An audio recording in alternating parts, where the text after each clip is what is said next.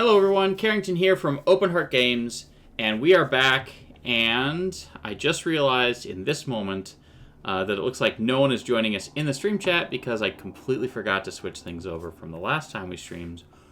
Whoops. I'm going to fix that real quick while we chat here. So, how's everyone doing tonight? Muy good. Good. Good. Excellent. Alright, so I'm going to hit this button and stream team. Perfect. Love to see it.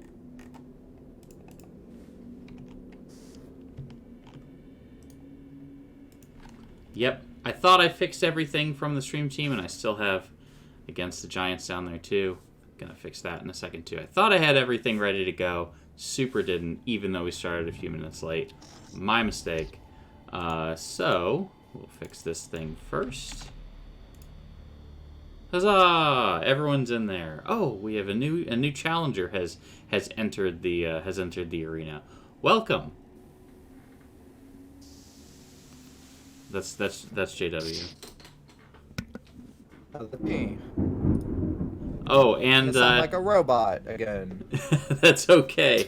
The fun thing is that it is entirely possible that one solid lightning strike from the storm that's going on outside, just literally like well lined up adventurers in a party in a dungeon in a hallway, just literally takes out 3 people from the stream, myself included. We'll see how tonight goes, as there is a lightning storm going on outside. So, who knows? But anyway. Welcome to internet in our town. It's so true. Alright, and there we go. Alright. Get everything fixed there. Okay. Hello, Night Divinity. Hello, Hitohari, who's also in the stream here. Hello, Jabrilopad, and hello, Arpulus. Thank you so much for joining us. Tonight, we do have a new player who's going to be joining us at least for the next several weeks. I will let them go ahead and introduce.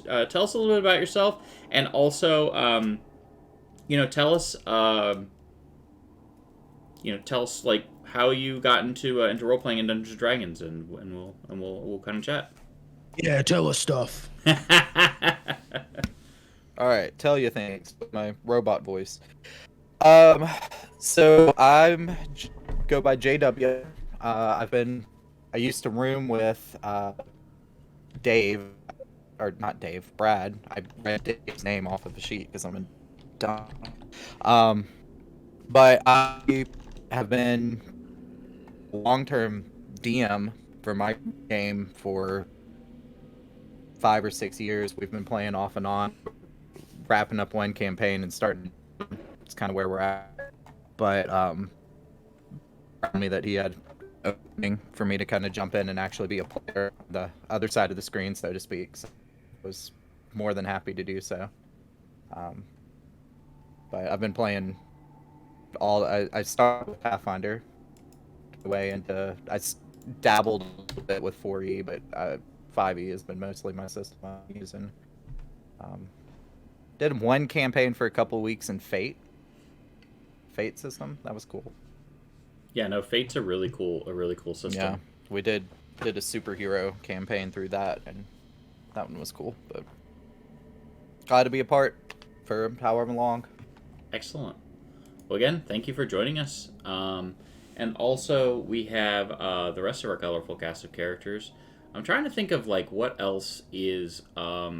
If there's any other, I haven't seen any other like big Dungeons and Dragons news other than what we talked about in a previous stream. So, I mean, Spelljammer's definitely out. I've barely had time to touch it, which is super disappointing because it is one of the campaigns that I'm going to be running soon. We did do our session 0 last weekend because I am a glutton for punishment. After we did our 12-hour marathon, which I'm very excited about that. If you can see right below me the amount that we've raised so far.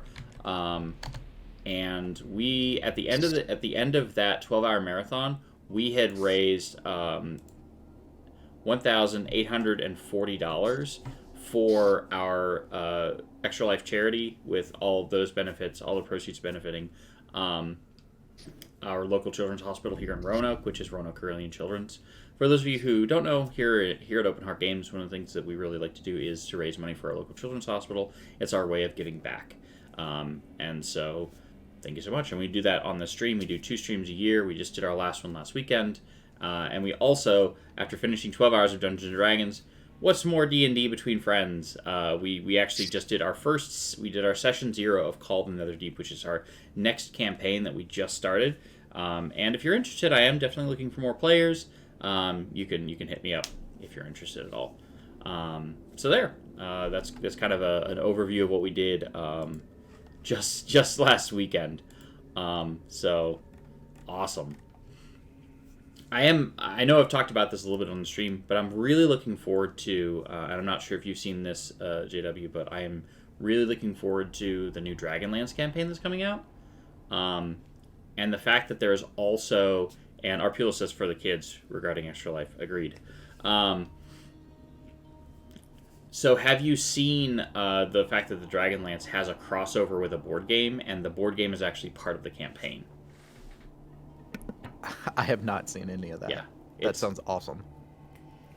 Yeah, I saw a little bit of, I just saw a blurb on it. I didn't see enough to actually get into it much, but I saw that they were tying it into, and you played in a role-playing game, and then you went and played the board game, and then what happened in the board game goes back to the role-playing game. It looked kind of neat, but I gave it like 30 seconds. Yep, Lord Soth is on the cover of the special edition. It looks really cool. They might once again it is entirely possible and highly probable that Wizards of the Coast manages to somehow cause me to buy the same book twice. As they have already done with Tasha's and Xanathar's, because I have the alternate art by the alternate art cover and also the white ones, the special edition with the slipcase. I have, like I said, they made me buy the same book twice. I couldn't help myself, and I think I may have to do this too. I did go ahead and I have ordered a copy of. I ordered the deluxe edition because I had to have it, because it comes with a physical book, comes with a sweet GM screen, comes with the Warriors of Krynn board game, and then also you get early access on D&D Beyond. So I will have when I get access to it. I don't know how they're gonna do that. If I'm allowed to talk about it. If I'm allowed to talk about it, I'm going to talk about it. If there's some kind of weird NDA thing, then I'm definitely not going to do that, because that would be in poor taste. But I did go ahead and order the physical book and the deluxe edition, and it looks really cool. Let me see what the date is. It's in November. So in November 22nd will be when I will have access to it in D&D Beyond, and I'll probably do a blog about it. So there. Yes, I agree that alternate art cover looks really cool with the Lord Soth, most famous Death Knight in all of Dungeons & Dragons. Arpula says, the original Dragonlance modules were my first entry into D&D back in the day. Excited to see the 5th edition version of that stuff. Night Divinity says it's 10 days after your birthday. Very good. Happy super early birthday.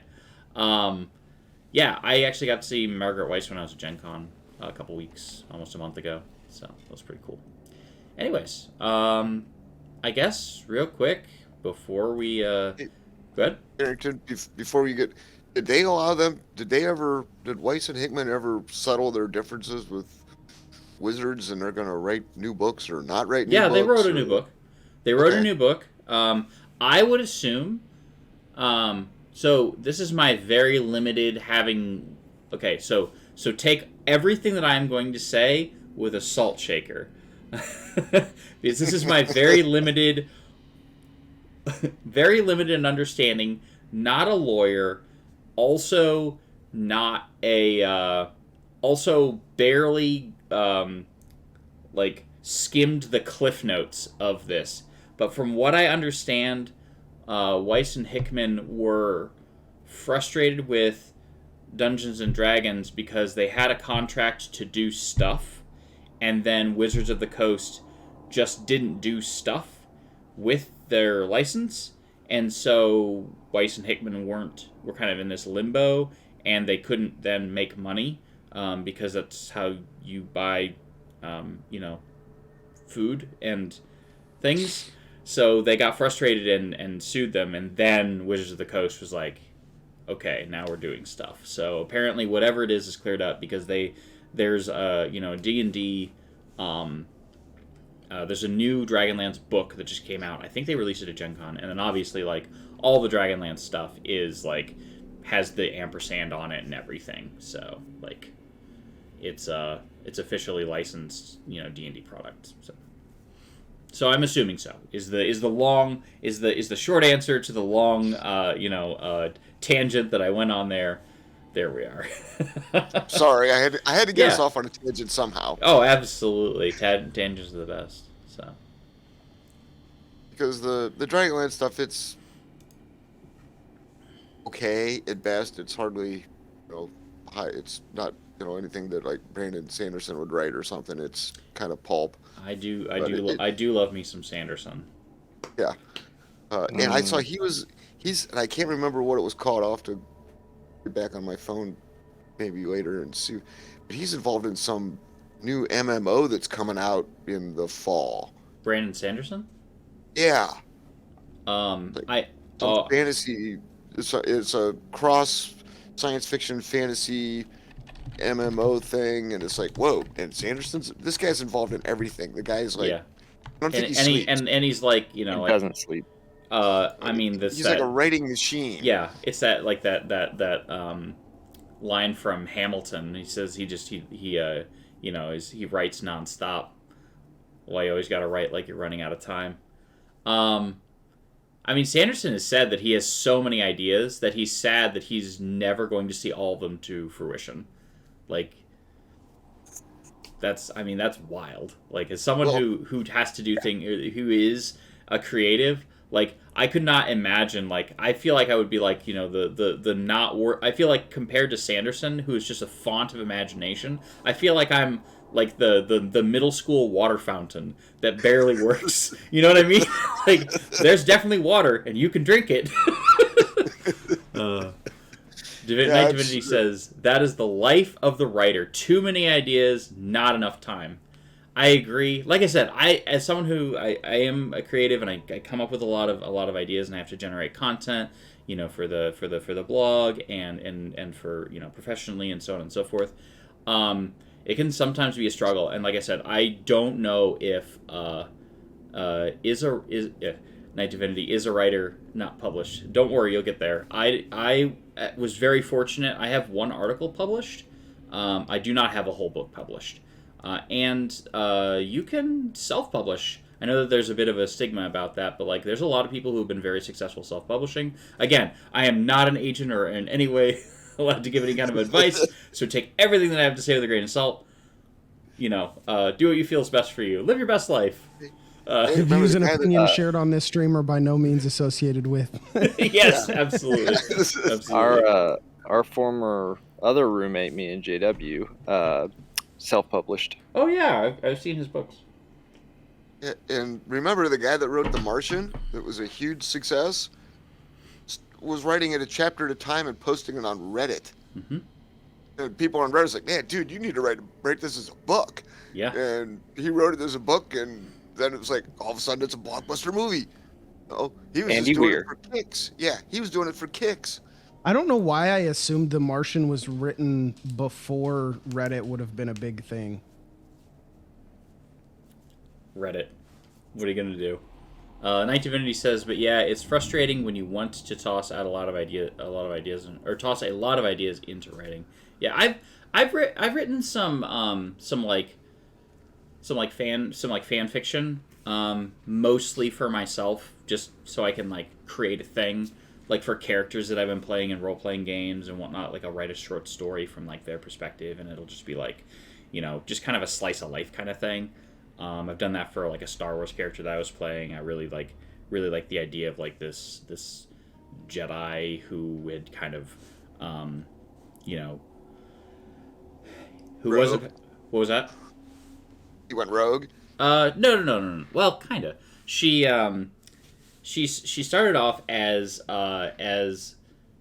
like in the Jedi Order as a Padawan, and then through things, her master was like, "You're not ready to be a Jedi. You're never going to be ready to be a Jedi. So like, your apprenticeship has ended, and we're sending you to the Jedi Service Corps, which are like the farmers, and they do other stuff like that. Like, but they never actually become Jedi on their own right. And so like, she got sent to the archaeology like area to like learn about the history of the Jedi and all of that. And what she didn't know at the time was that's what saved her life. She was able to survive the Order, but she still had like a touch of the Force. And so as time went on, her powers continued to grow. But the way that she survived after Order 66 was by selling off like Jedi artifacts and relics and stuff like that, to make money, to make ends meet. So as time went by, she grew and so on and so forth. So Night Divinity says, I've got several fan fictions. I got a few for D&D and several original stories. Very cool. Very, very cool. We were talking about Sanderson a minute ago, and you said that he's writing for an RPG.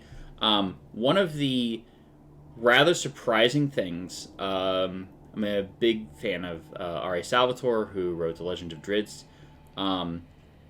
is for there's a cult classic video game.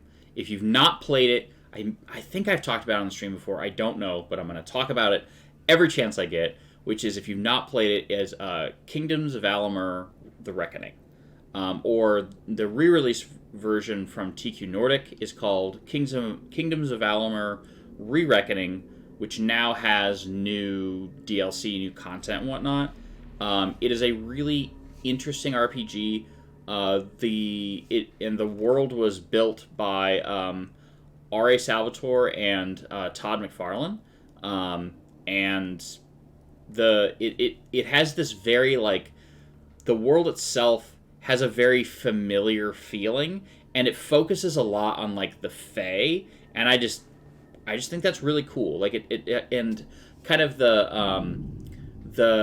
big kind of story is that, or not story, but the big, like, some of the themes are like fate and destiny and freedom of choice and so on and so forth. And your character is able to kind of escape the tethers of fate. So if you've not had a chance to play it, I highly recommend it. It didn't get super good reviews when it first came out because some of the mechanics are a little weird. Like, sneaking isn't nearly as intuitive as it is in other games. But it's a really, really good game. And I highly recommend playing it. And if you play it, play Mage. Mages are a lot of fun. You can also cross-class. So there's like sneaking and like stealth and subterfuge, and then there's like Arcana and then War, and those are the three like skill trees, and you can mix and match. So you could go like straight up the War track, or you could go like War and Magic, and you could play like a Paladin, or you could go up like the Sneaky and the Magic, and you could play with like almost like I think they call it like a Shadow Blade, but almost like an arcane trickster kind of thing. So, but anyway, I digress. So there we are. Does anyone else have any video or role playing game soapboxes they want to hop up on? Because I don't want to pontificate too much on Kingdoms of Amalur. So, go ahead. Correct me if I'm wrong, but Warforged are from Eberron, correct? The source book. Yes, they technically exist in other places, but like that's the first place we found they were part of. So I've been on a really big Warforged kick. I'm playing 2 different Warforged right now because like I just love them so very much. Apparently, sure. But somebody brought it up to me the other day that Warforged, did they start out as just like a suit of armor given a soul? So for questions and all things Eberron, I'm going to immediately take this softball and throw it to Patron. Patron, same question to you, my friend. They actually just started off as like a tool designed to fight war, and they weren't given a soul. They were just basically magical robots that were created to fight a war on Eberron, and then after the war was over, they were just there, and they didn't have anything to do. Yeah, my understanding is they were like more humanoid golems kind of Yep. thing. Like they Okay. were very sophisticated golems. And they've just kind of morphed over time to become a player character. Yeah, you don't. There is a faction of them that are technically like trying to rabble rouse. You should Mm-hmm. We're look up trying the to Lord like of the bring them back to their roots of just like we kill stuff and that's how we Yep. do. Yeah, look up the Lord of Blades sometime. That's what- just, yeah. just look up that. The Lord Look of up Blades. He's great. Blades. Yeah, the Lord of Blades. But yeah, there's Here I come, also Google. Warforged that are just massive and not player characters that are Oh my even gosh. dumber, bigger, smashy robots. Hang on a second. This guy, I forgot. I'm Oh gonna my put. lord. Look at those wings. Look at Hey, those. yo. Yeah. He did. Listen. He's not the prince. He's not the Prince of Blades. Okay. He's not the Baron of Blades. All right. He is not like the Pauper of Blades. This is the Lord of Blades. Okay. This guy's got knives on knives. His face is sharp. Like his face is a knife. Yeah, I don't have any questions that I need answers from him about. Like, I'm good. Oh man. No, somebody ever says that's a question for the Lord of Yep. Blades. That's not a question anymore, my friend. Yep. Say no more. nope. Say no more. Yep, Yeah. I'm out. Thanks, though. Absolutely. So at 8:30, I promise we'll get started. In my homebrew world, the way that I explained the existence of Warforged was there was a great war, much like Eberron. I love the idea of this like cataclysmic war that people have to like that heroes are forged and nations rise and fall and whatnot. But in my world, there was in some way a curse occurred, and there was a hero who fell and was corrupted and became the first vampire. And so what he started doing was creating all of these obelisks to seal off the sun and also to seal the gods away so that he didn't have to deal with them anymore or take orders from them. And the gods realized almost too late that that was his master plan. And as the last obelisk went up, they sent very powerful wizards to go and help. What they found was when they were battling is that the forces of light began to lose because you have all these powerful necromancers and vampire lords and so on and so forth that they can just snap have an army as long as there are corpses. But when a hero from it takes years to come of age and then years to train, and then when they die, like it's hard to replace them. So they started very quickly losing until one of the wizards was like, I have an idea. I'm going to create these vessels to catch the souls of these dead warriors so that they continue fighting. And so they could continue fighting this war against the undead, and eventually were able to overpower them. But they weren't the first machines. The first like Warforged were perfect, so that would fully capture the sword, the source of the fighter and the whole soul and everything. And so it would be able to like be that person, but in like a metal body. But as time went on, like this wasn't sustainable, and it was just like, the rest of the wizards were like, slow down. We just need the fighting parts. We don't need their personality. They don't need their memories. They just need to be able to hold a spear and point in the right direction. And so they started having less sophistication and more like just these are what I do. But they were still able to like slowly evolve, and so most Warforged don't remember their previous lives, but they still have a soul connected to them in some way, or at least some essence, some living essence. But Okay. the way of creating Warforged, in my world at least, was a little horrifying, which was that something has to. I like the idea of equivalent exchange. Something has to die in order for them to live. If they want, and there are no more Warforged. Like, there are Warforged that have been slumbering, that are dormant, but, like, Warforged, the art of creating Warforged is forbidden.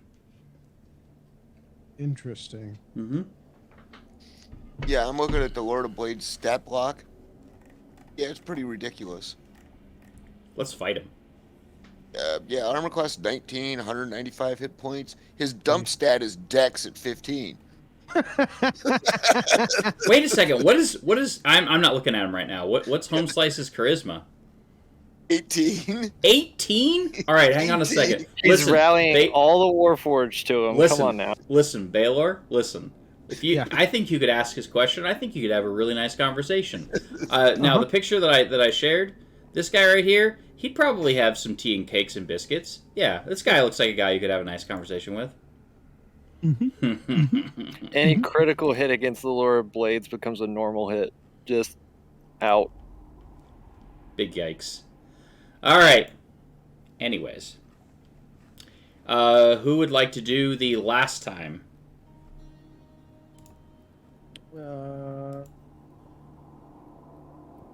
Oh yeah, we stopped before we hit that room, didn't we? Yeah, I can give it a shot because it wasn't that long. So we started in some throne room with a big dude. Mm-hmm. It looked like in the picture it looked like Zeus, and said we had to give him some. Basically, we had to give him a offering. So we threw some minor treasure down and we passed through him without any issue. Went into another room where we ran into 5 barbed devils, and they were pretty cool. I think Patron had some lunch with them. They were Still got that chicken wing. Yep, still got the chicken wing. They were supposed to stay here and wait for Varum, who's the guy we're trying to find, who's a dwarf, and wait for him. And they didn't bother to attack us until we tried to leave. And then we had a somewhat epic battle with some barbed devils where we poofed them all back to the 9 layers of hell. Did I not take any hit points of damage that round? We didn't take hardly any damage in that fight. Go. Yeah, it was pretty. Oh, yeah, it's because the owls. Parliament was in owls. service. Yeah, Parliament was in service. We had the owls. I did the Walking Death thing. It was awful. Yeah, it was pretty rough on the barbed devils. They had a bad day. Yeah. Then we went up and found a empty pool, which seems to connect to another pool. That's not empty, but it's full of that's not mushrooms. empty. Right. Actually, before that we left the barbed devils, there was another room that we could have went to, but Zed talked us out of it because it said on the door, danger. So we didn't go there. Although me and Baylor kind of wanted to, but Zed talked us out of it. But Zed's not here. So. Oh, no. So we're going back. Then we went to the room with the big empty well. It seems to connect to the well that had water in it that as soon as you take out, disappears. And my question was, what good thing can happen if we activate this and go all the way back around and open the sluice and let the water that disappears immediately upon removal fill into this pool? And I can't think of any good thing, so we said, screw it, we're not going to go there. And then we went to the room we're in now. And there was. Oh, very important, real quick. Night Yes. Divinity says, send Baylor to play with the mushrooms. Yes, and there were mushrooms. All and right, Baylor needs to listen, go play Night with Divinity. mushrooms. I'm gonna need you to lay off my boy Baylor. He's only working with about 1 intelligence. No, he's working with negative intelligence. It's not his fault. He's stupid. He's a big dude, and he grew up without books. So he's just zooming through life, trying to do his best. And we're gonna have to forgive him for the fact that our has no book. loving druid tricked him into getting absolutely obliterated on this ridiculous concoction that he carries I around. don't seem to remember it that way, but that's all right.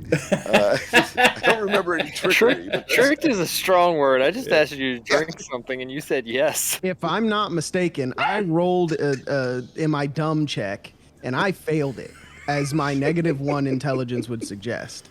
Oh, brilliant. he really doesn't, folks. He really doesn't have a -1 intelligence. His intelligence is 8.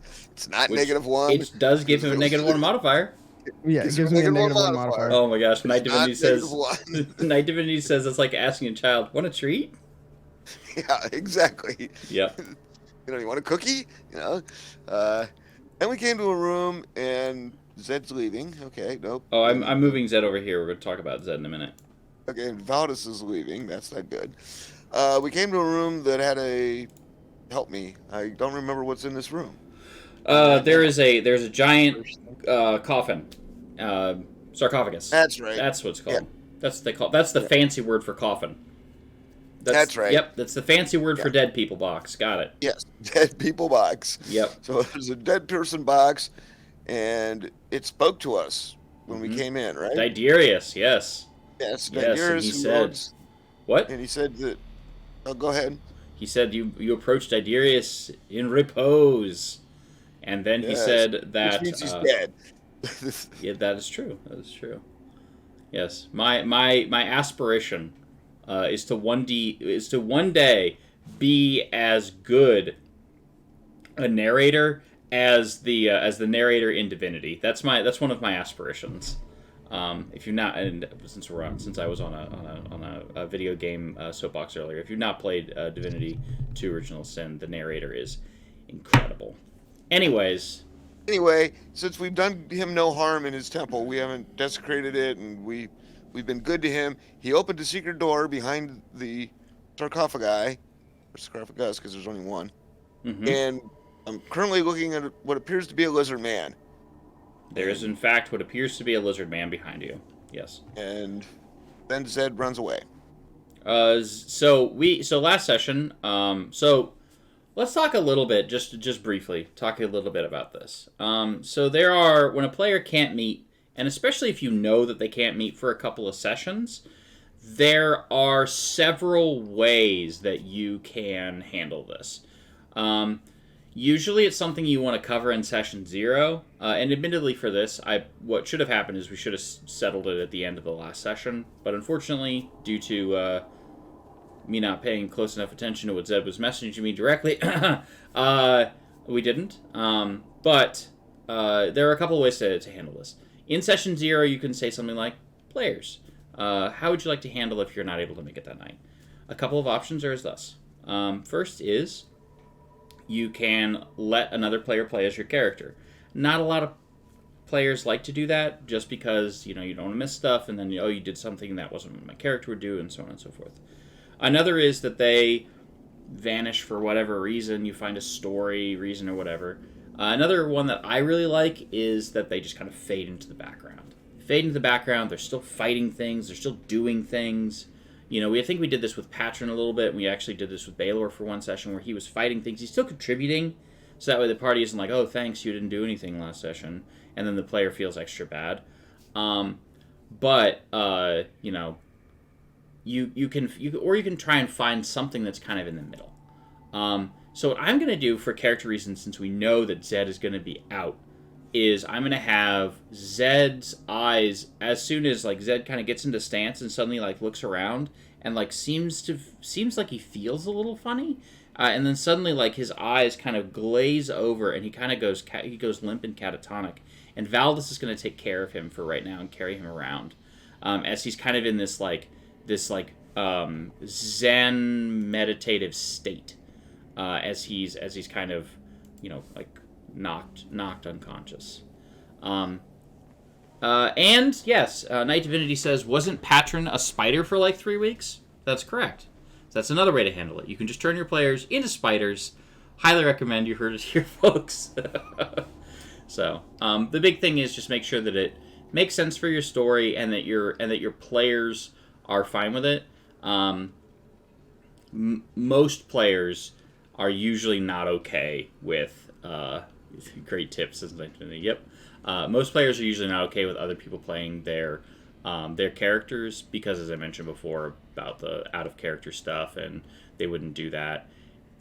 So just figure out something amongst yourselves and make sure that everyone agrees to it early on in the campaign. And also in that same conversation, as we jump into this, in that same conversation, make sure that you discuss what is the cutoff. If we have, if we only have 3 players, are we playing that night or not? That's a great time to have that conversation too. Anyways, you know what a great way to start a session is? Initiative. Roll it. What a non sequitur, my friend. Yeah, absolutely. Also, the new character that we have, whose name is Rillick, I'm going to have you just go ahead and roll initiative and join in the initiative. And obviously, the rest of the party is going to find out very quickly that you are a friend, not a foe, because you're going to be attacking these lizard folk people because you're pretty sure that they're probably cultists.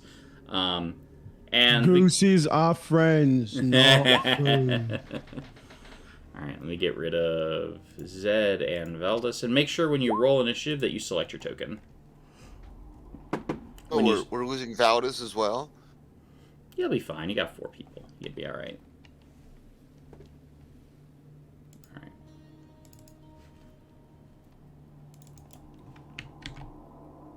Nope, that's not how that works.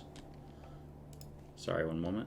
I copied the link that I needed to use for this, and then I tried to paste the Lord of Blades. He just looks mean. The Lord of Blades? Yeah, when your dump stat's 15, it's. If I see the Lord of Blades pop up in our campaign, Carrington, I'm just rolling a new character immediately. Rillick, can you go ahead and select your character and then re-roll your initiative? Yeah, I forgot about having to have that selected. No worries.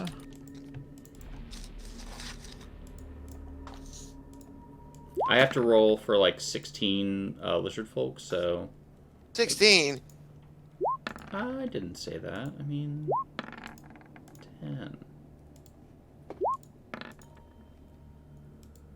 Do I have to summon another parliament for this? I don't They're see. just lizard men. They're just lizard men. Oh, did you roll initiative for Rillick? Let's see here. Carrington, we gained a level after that last fight, right? Or selected. No. And my computer's being slow. being mad about it. No worries. I can take care of that in a minute. No, we're still 8th level. Night Divinity says there's the technical difficulties. Not a good stream without technical difficulties. GM, just roll for the heck of it. You should know that by now. Yep. Yeah, I just roll as many dice as I can. As many dice as I can get my hands on. That's how I roll. If it's all right with you, I'm gonna go ahead and roll for your character.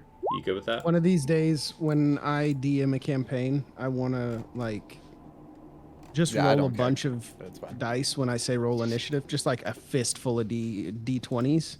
Yep. And not tell anybody that there's only like 2 bad guys, but just like there's 15 D20s on the table right now. See, behind the DM screen, like you can roll as many dice as you want. All they hear is the click-clack of dice. Click-clack. Night Divinity says that they did that once. Brilliant. All right. So viewing. I have the token selected.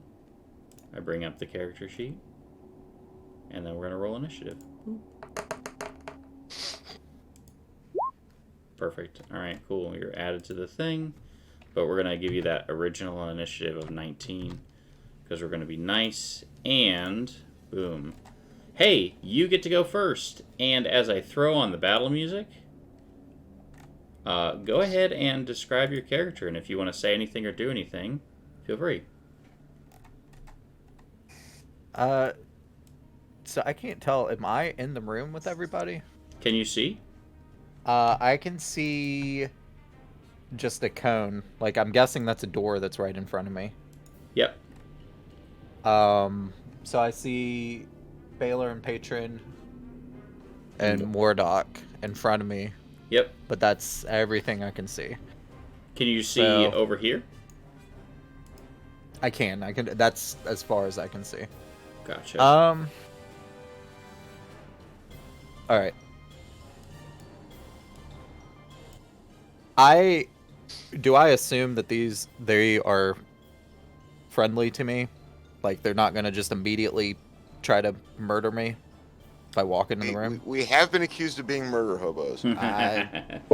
Quite falsely, I might add, but just because of that well incident. Hey, word I got didn't kill out, him. and- I didn't I kill him. know. I left his head above the water. I know, but rumors spread, and we got, So to answer your question, JW, this could be a good way to enter, so that way we don't have to worry about the like, who are you and all of that. Is maybe you have heard that there is that there are, due to things that we've discussed behind the scenes, which we will reveal soon. Maybe you've heard of these people who are standing up to the cult, and you've decided to go and track them. You've tracked them here, and now you've finally caught up with them. You see that they're in trouble, and you jump in to help. Okay. So, I think what Rillick will actually probably do is he will hold his action, or ready an action to shoot an arrow, as the rest of the party kind of gets into position, because he's not going to want to just draw attention to himself, because he's going to be like, they're going to think they're flanked, and I'm going to eat a bunch of arrows or something. So or something. We don't do arrows. Arrows. All right, I'm going to use this little lock, and we're going to lock in something real quick. Night Divinity says they got a big cup and rolled a bunch of dice in it. It was 40 d20s. So many. Anything else from Rillick other than locking in that one action? I think if we're going to fight, I'm familiarizing myself with my spell book too while I'm at it. I think you just made this character today, right? Yeah. So it's like I've got stuff that I would want to do, but Do you still have that armor, Baylor, or no? Oh no, that's long gone. Is it? Should be. I We removed dink it. around with the. Oh yeah, no. Armor of Agathis is gone. What about Patron? I was gonna say my chalice should be gone too. You're no longer spilling the cup. You're not in starry form anymore, are you? No, I burned one of those, and I'm not in it anymore. It would have been up already. All right. New character. Okay, so yeah, I'm just gonna ready an action, ready an attack on whenever the lizards kind of move more into the room. Absolutely. You got an attack locked in. We're not doing any of the playtest stuff for 1D&D. I've looked at some of it. I need more information. I need. The problem is I feel like we got like 2 pages and no context, and I need more context. 5, 10, 15, 20, 25, 30. I'll move this guy here. He is going to. This thing is. I wonder how big this thing is. I wonder if the module will tell me. Is that the cats or is that somebody outside? I don't know. You tell me. Sorry, there's somebody screaming outside the house. I mean, it's definitely the cats. Then you know this. Cats be like that, you know. All right, so do this and that, and here. All right.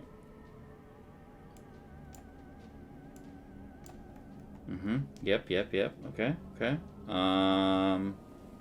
Sarcophagus, 20-foot high chamber lit by braziers.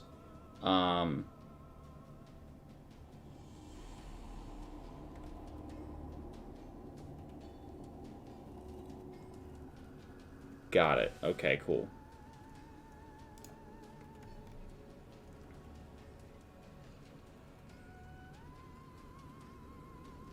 All right, so he's gonna throw a javelin at Mordock. That's what we're doing. Hiya. How about his first roll of the night is a crit? Take 5. One How second. about no? Oh no, about you can do that. no? Ah, how dreadful. How about no? So you've used your reaction? I will use one of these. It's only 1 extra damage. I don't care. All right, cool. All right, you used your reaction. All right, how rude. That's kind of Oh. what I thought. Can't see the dice roll window. Can you move the dice roll window over a little bit, Baylor? Oh, yes. There we go. How's that? Perfect. How's that? And then scroll down a little bit. Perfect. There we go. Sorry about that. Thank you.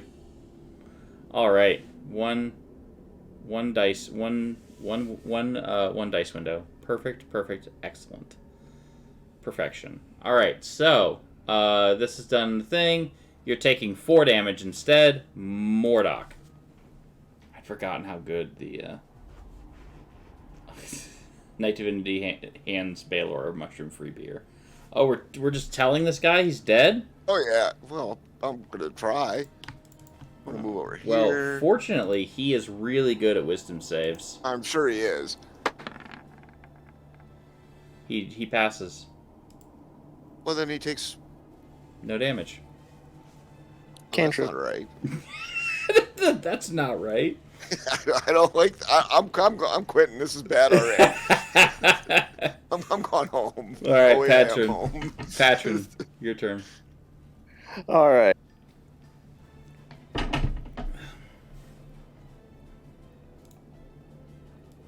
Sorry, I had to move the initiative tracker. It was in my way. It's too large. Yeah, it's too many bad guys. Yeah. Can you pull the initiative tracker over, Baylor? To the right, just a little bit. All right. I Perfect. don't want to blow anything crazy, so I'm going to follow suit. 'Cause you always do what I do. At least that's what Carrington says. I'm going to use a cantrip, but I was going to do this.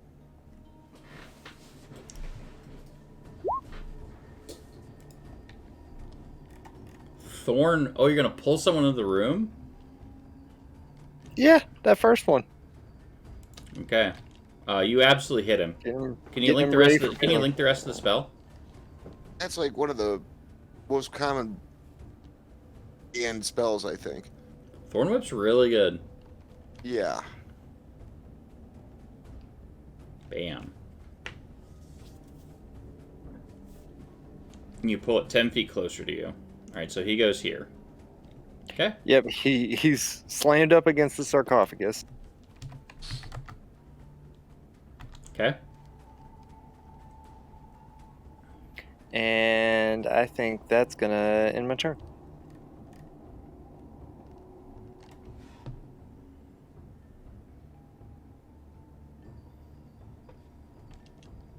All right.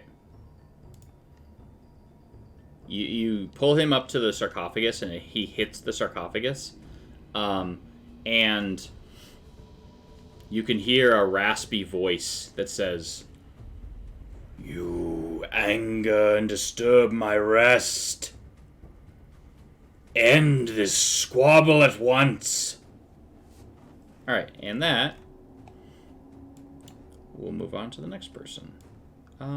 Yeah, this one probably. If the lizard is in vision, will I shoot now? Yeah, you can shoot him. I don't know if he's got cover or anything, but I'll probably let it go. All right, roll to hit. That is damage.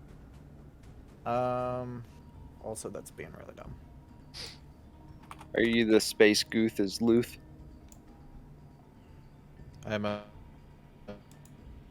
I'm just gonna do it this way.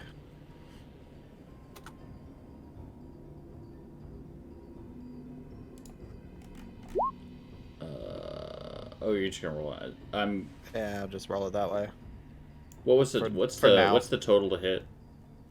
The total to hit was +8. +8, so 16. That'll hit. Yeah. Okay. So for 6 damage. So we'll do the 6 damage, yeah.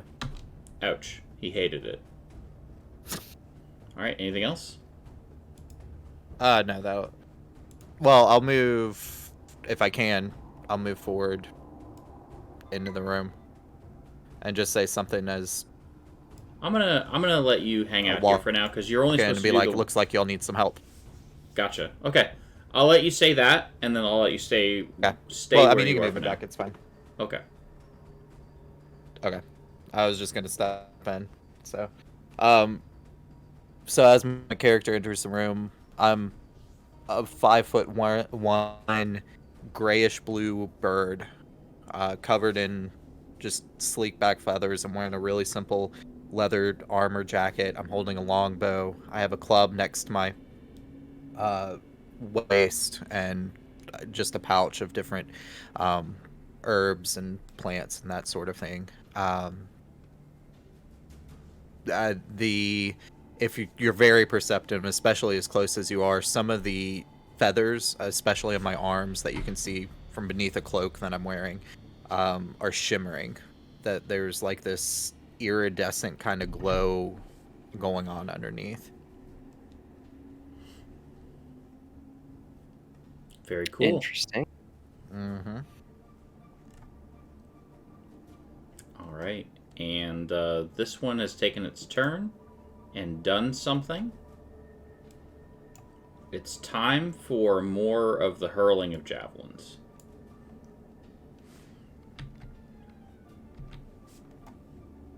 I'm sorry, this guy needs to move here. And he will throw a javelin at... Clearly, Patron needs a javelin. Javelin. Does a 21 hit? Woof. Everything's coming up, Millhouse. Alright. And then we have another one who's going to run right here. And... Perfect. Excellent, excellent, excellent. Well, he's going to see... I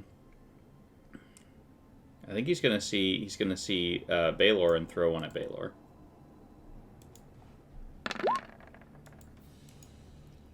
Yeah, that hits. Take 7. Would I still be raging at this point, regardless Nah. of my? No. It would have fallen off. Yeah. Unless you wanted to hit yourself in the face with an axe every single turn. I'm good. Or meet the Lord of Blades. Or get healed by me. The Lord of Clubs. Allegedly. Allegedly healed. Allegedly, yeah. We have it on camera. He has healed people in the past. I'm gonna need to see that footage. Clip it. All right. Anything? Oh wait, anything else from me? It's my turn. It's still my turn. What am I doing? All right. Yeah, roll that beautiful healing footage, Carrington. Yeah, absolutely. We just need to get the sound clip of him saying, "I would like to heal," and then I will put it on my soundboard. And every time I can just be like, "Boop," he said it. Very good. All right, and this one is going to move here, and we're going to throw at.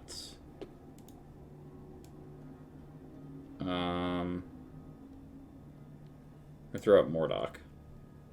You notice that they do not come into the tomb. Does a 16 hit? No, it doesn't hit Mordok. Mordok's got an armor class of like 50. Just 19. Alright, so it's going to move here, and we're going to throw another one at Mordok. No, at Baylor. Hiya. Which one's the number? The 7. So no. Try again, funny man.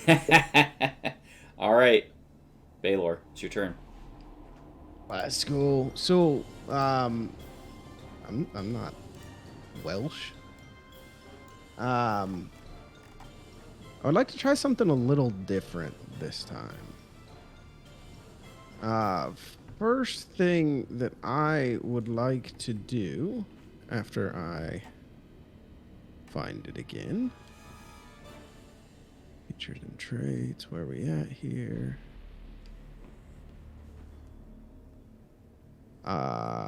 No, I lied. That doesn't happen quite yet. As is per usual, I would like to cast armor. Oh, hold on a second. Oh, snap. I want to do something different. Let me take a peek at this spell. How long does it last? One action. Duration. Oh, it's instantaneous. It doesn't stick around. Yeah, no, I would like to cast Armor of Agathis on myself. Rage, and then move here to head them off should they decide to try to come around the sarcophagus.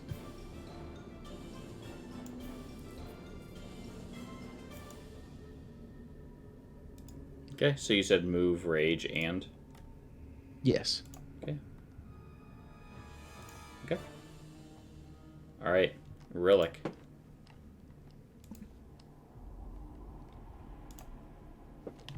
Okay.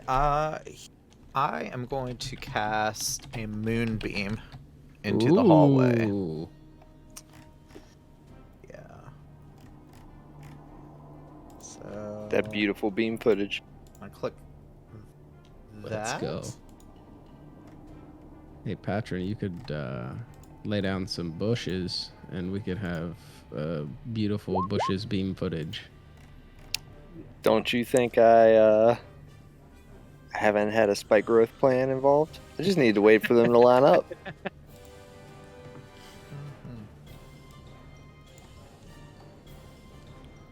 Here we are. I actually have a moonbeam token that I'm going to drop here.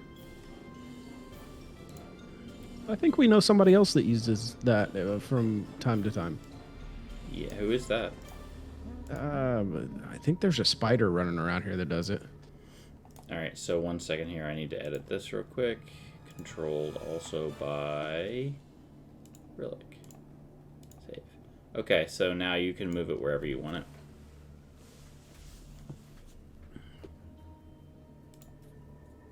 I was going to cast it.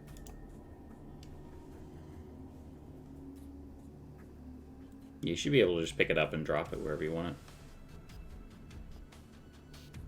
Yep, that's a good place for it. So they often... Is it at the beginning of their turn? Or is It is. Yeah, go ahead and link the spell real quick so we can see it. And that's click display on VTT. Yeah. Oh, there it is. Creature enters it for the first time or starts So its it'll turn be now. smaller than that token is because it's only a 5-foot radius. That is a 5-foot radius. Oh, is it? Yeah. Cool. Radius is I only recently remembered that Oh, radius radius. is only half because, high school geometry. Yeah, math. Yeah. half.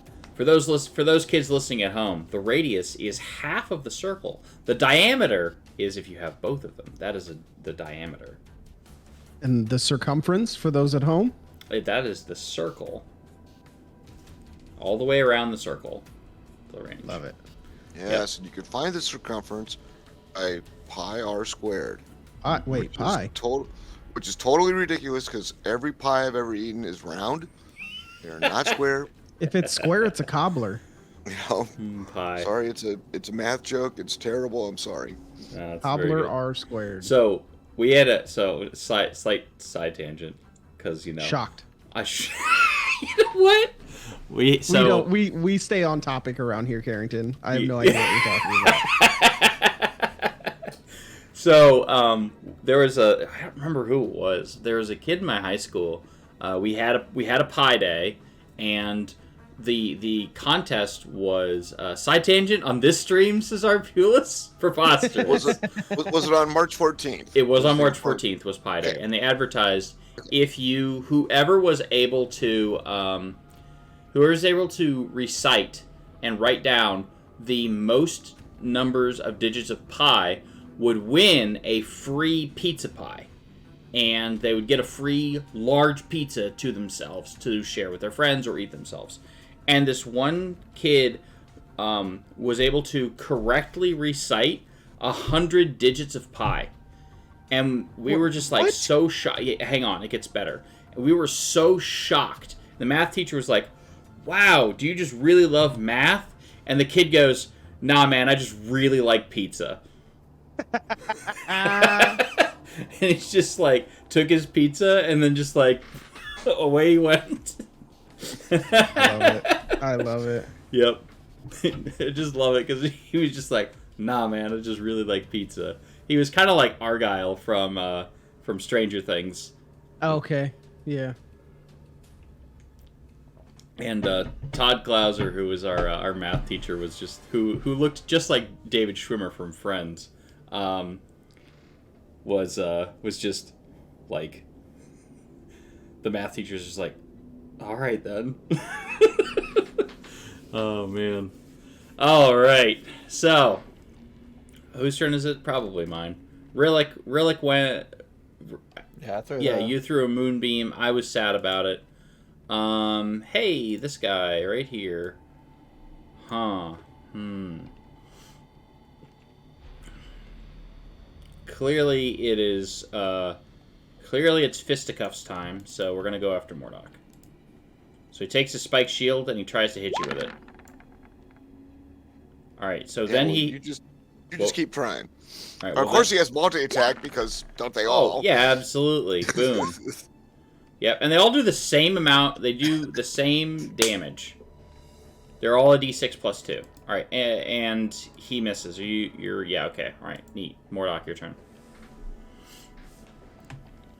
Well, fine.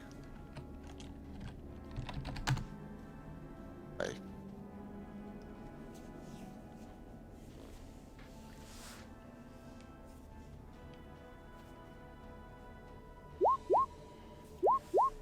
Oh my gosh.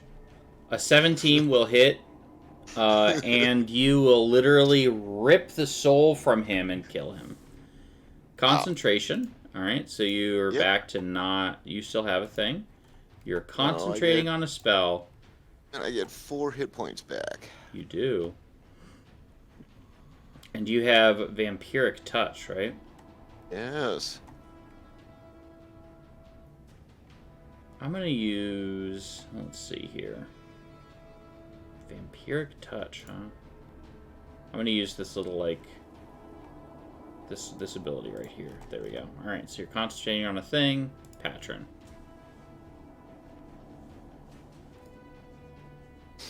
Alright, so they're clustered in a moonbeam right now. Yep, hate it. Don't you mean love it?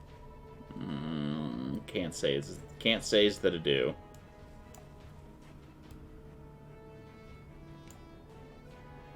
Alright, I guess I will leave them in that moonbeam, and they don't seem to have... That first one that came in the room took some damage, so... He Alright. then died. Yeah, it didn't take that much. So I'm gonna save some big stuff for later.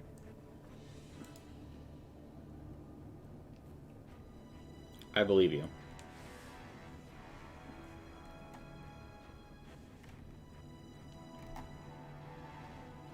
None of those other ones have been hit, correct? Not yet.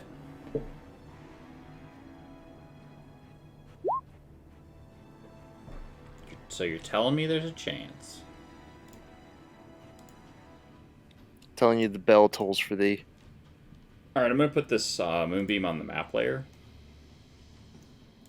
So I can actually... What was that? Just so everybody knows that I did just heal, okay?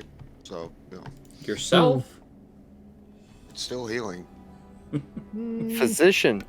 I'd count it. It's right. It counts. Who said I'd count it? Was Rillick? All right, don't encourage him. All right. I know you're new here. I'm just kidding. I'm just kidding. All right, I failed that. I guess I'm taking 9 damage. The ongoing meme is that Mordok doesn't heal, and yet is a cleric. All right. Anything else from Patron? Scoot behind the door to get some cover. Do I look like a life cleric? No. The healing spell just happens to be targeting where I'm standing. It's not my fault that you aren't standing there, says Arpulus. All right. Go ahead and roll. Wait. Roll now? Don't roll. Hang on, don't roll yet. Okay. That one went already. Okay. Go ahead and roll the damage for the for this, and I will Is it a con save? I for rolled Moonbeam? a 14 Okay. when I cast it. Is it a con It's a save? DC 14. Okay. Yeah, con save. Hate that. Alright, so half of that, 14 is 7. So we're gonna step back here, out of the moonbeam. And we're gonna try to throw, so we have this. Alright, we're gonna roll this, we're gonna throw a javelin at disadvantage. If the character sheets will work. There we go. Alright, here it comes. Cool. Alright, good talk. Alright, go ahead. I guess I can roll here and see. I guess we'll just keep the 14, just keep things moving along. Yeah, but that is my armor class. If that's what you're asking. No. The 14 for the save. So he does save. He's gonna throw a javelin. Disadvantage. Still miss. Still take 7. All right, and then this one's gonna go. All right. So again, we're all the con saves, all of them, infinite con saves.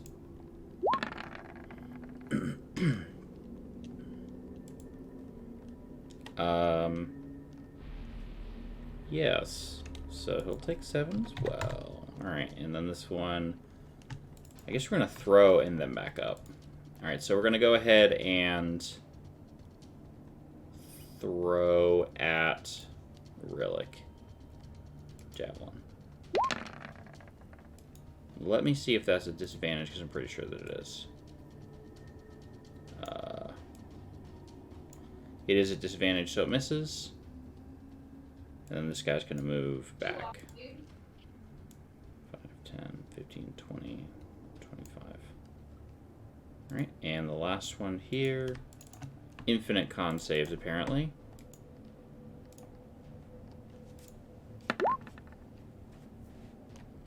Man, just crits and high rolls. Low rolls for attack. We'll throw in a Baylor this time. How's that? Hiya. 19? Nah. Alright, cool. Really, though? No, I'm just kidding. Alright, cool. Take 7, which you're raged, so it'll be half, so you'll take 3. Alright. I need you to know, unless I take damage for that moonbeam, I just wasted a rage. You said unless you take damage from Moonbeam? Yeah. You just took damage. Yes, but I can't hit anybody unless I walk through the moonbeam. Oh, because it's the end of your turn.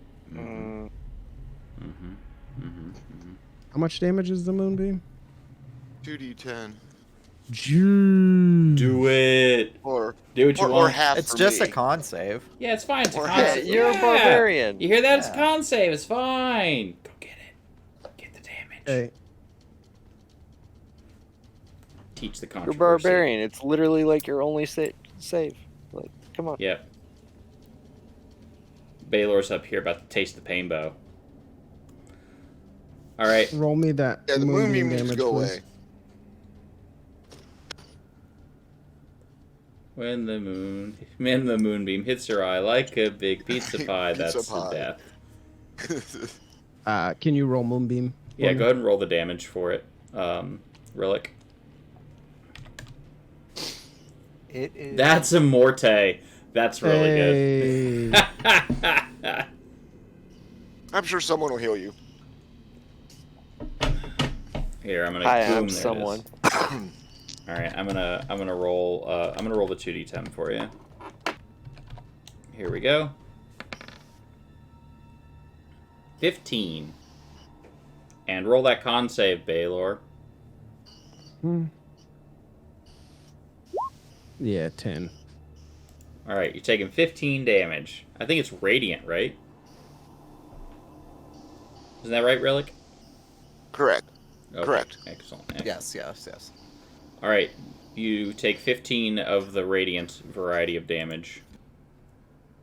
Okay. Now, being that I just took pain from someone that I assume is an ally, I'm really not happy right this second. Sure. So I'm just gonna unleash all of this Hazarwan all over this guy right here. What is that sound? Somebody Someone listening to who- motorcycle videos? Somebody who thinks they're a racer. Yeah, motorcycle sounds. Uh, A 15 15. will hit. Hey, let's go.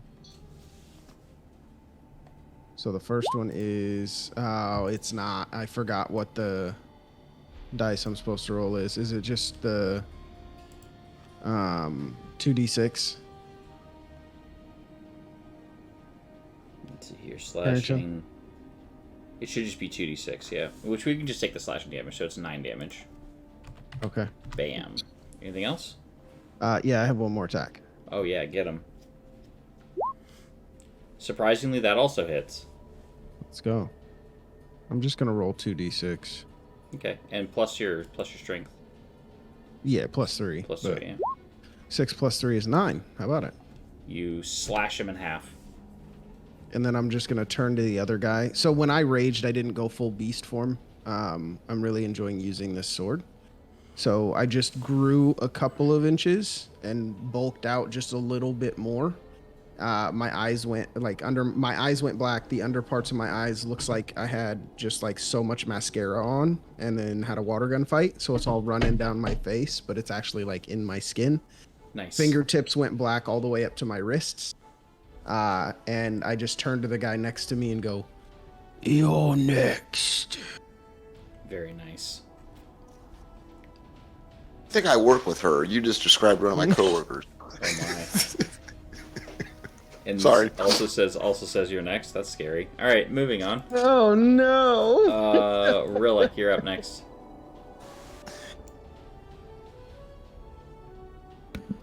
Okay, I think I'm going to cancel or stop concentrating on the moonbeam. You don't want to move the moonbeam? Can I move it? I think Yep. you can. Yeah, you can relocate it. Yes. Creature. Yep. On each of your turns, you can use an action to move it up to 60 feet. Okay, so never mind. If you That's want what to I'm going to just use hold my. him in the hallway here, you can just like keep him from running away from me. That's the metagame Yeah. pigeon, by the way. That's So, the metagame pigeon? Yeah, Give him a that's the pigeon, metagame alright. pigeon. All right, let me see. See, when in my previous games, we used to do the moose horn, so you do this when it was out of character. Oh. But I like the thing. So if you want to move That's it, Oh, we don't From- have a camera, so or I don't have a camera on, so I Yeah. figured moose horn wouldn't do me a lot of good yeah, here. yeah, we used to do moose horn for this.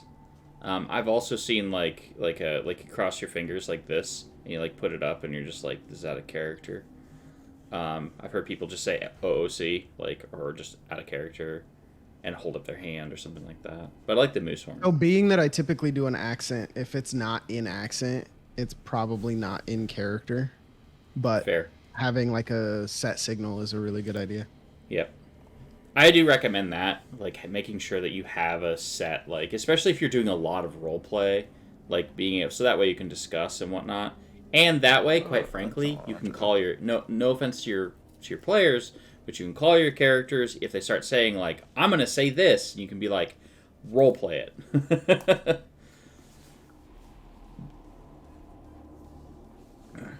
So I'm gonna just jump up, flap my wings a couple times, fly over this sarcophagus, land on the other side, so that I Okay. can get a better shot on this moonbeam. And then I'm going to shoot it.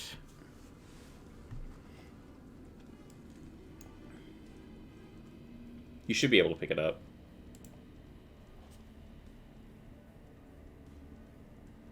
Can you? Do you need me to pick it up? No, I picked it up. Oh, sorry. I just can't see what's in the background. You should be able to, because it should put off light. It does a little Yeah. bit. Yeah, so it's good. It's not a lot, though. It's like 5 feet of light, right? Yeah, it's not great. Just like the spell. The spell's great itself, but it does not put out a lot of light. Don't use it Now- to light your stuff.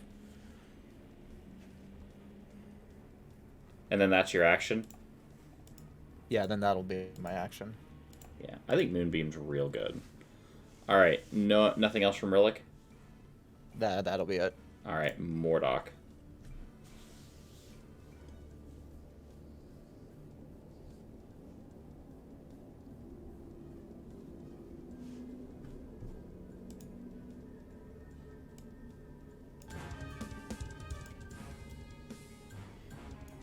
Just like using a fireball to light up a small lantern. Not a smart idea. Yeah. And of course, I still have this up.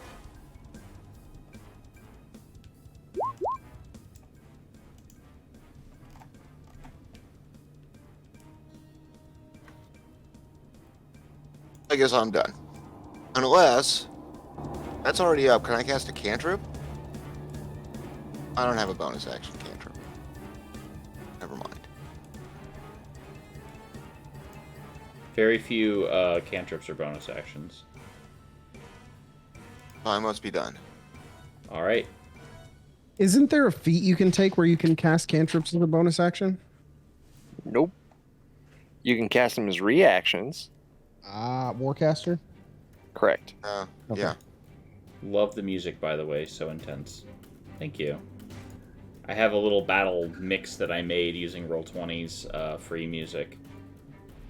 Most of it I just selected, like, driving and epic, and then just select all. Alright, Patron. All right.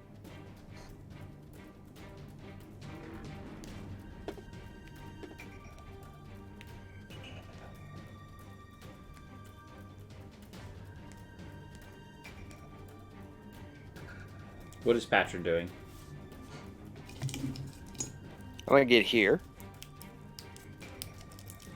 And then I am going to toll. You gonna tell him he's dead? Alright, let's see if he knows. Wisdom. Uh-oh. This guy right here? Yeah, the one who took damage. Yep. He dies. You told him he's dead and he believed you. Get it, it's funny. All right. That would be my turn. Alright. On to the lizard folk. One of them's doing something. This guy... I don't think they're notoriously bright. They're in fact not. So he is going to take the shortest distance between 2 points, which is right here. Go ahead and roll that moonbeam damage.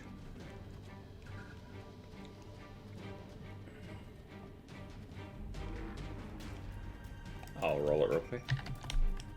Oh, you got it already. 10 damage. So he's got it to make a... Sure, 10 for the enemy, 15 for Baylor. And he's going to make his con save, too. He did not make his con save. All right, Oof, that's a tough call out, buddy. Yep. So it doesn't always work out when you Babe Ruth it, and you just, like, point, and you're just like, bam. Sure, yeah.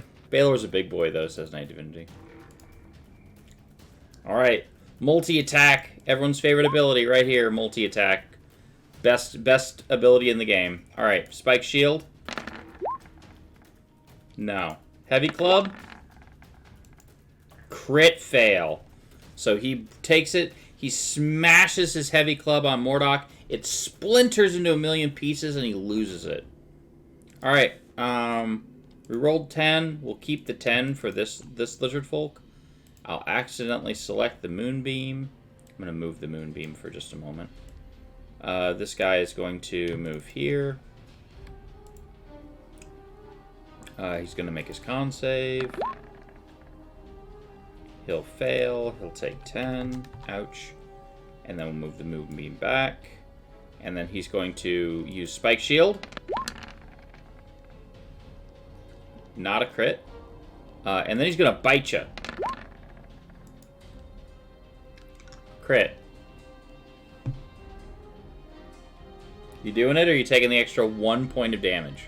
I'm not taking the extra 1 point of damage. Alright, take 4.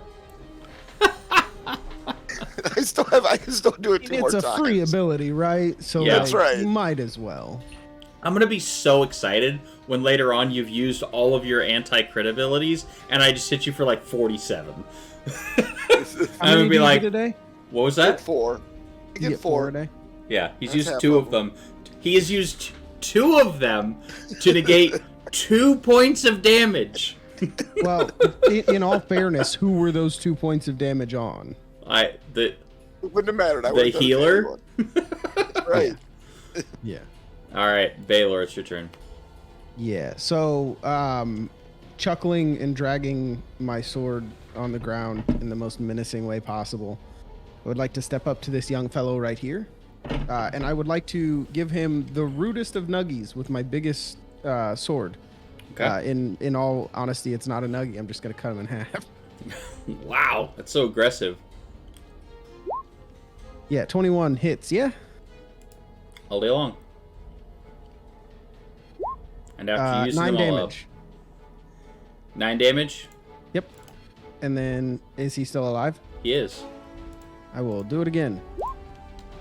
11. Negative. Dang it. All right, That cool. is my turn. Rillick. Did we lose our relic? No, I'm just thinking through here.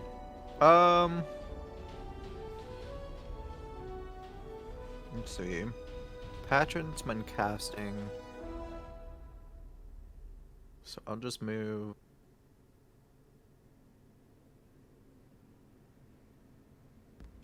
Forward behind everyone. See. I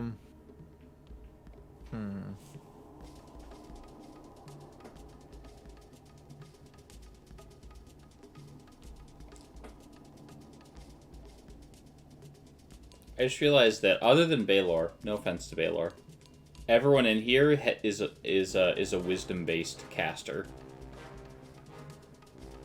Yeah, if Baylor was wisdom based, we'd all be here a real long time. Yeah. He's doing a big thonk. So I'm actually gonna move up close to Mordock, and I'm going to reach out and Reach out and do what? I don't know what's going on with my computer today. It's because I decided to do something with it. I'm going to use guidance on him. Okay. So we're leaving the moonbeam where it's at?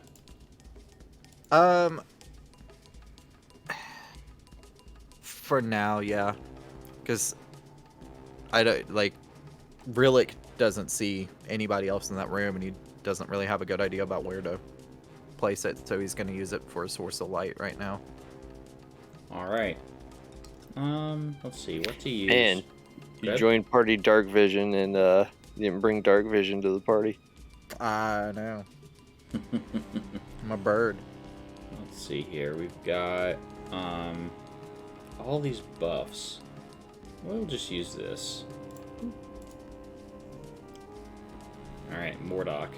Speaking of Mordock, Night Divinity says, after using all of Mordock's abilities, here comes the giant red dragon who's also a crit lord.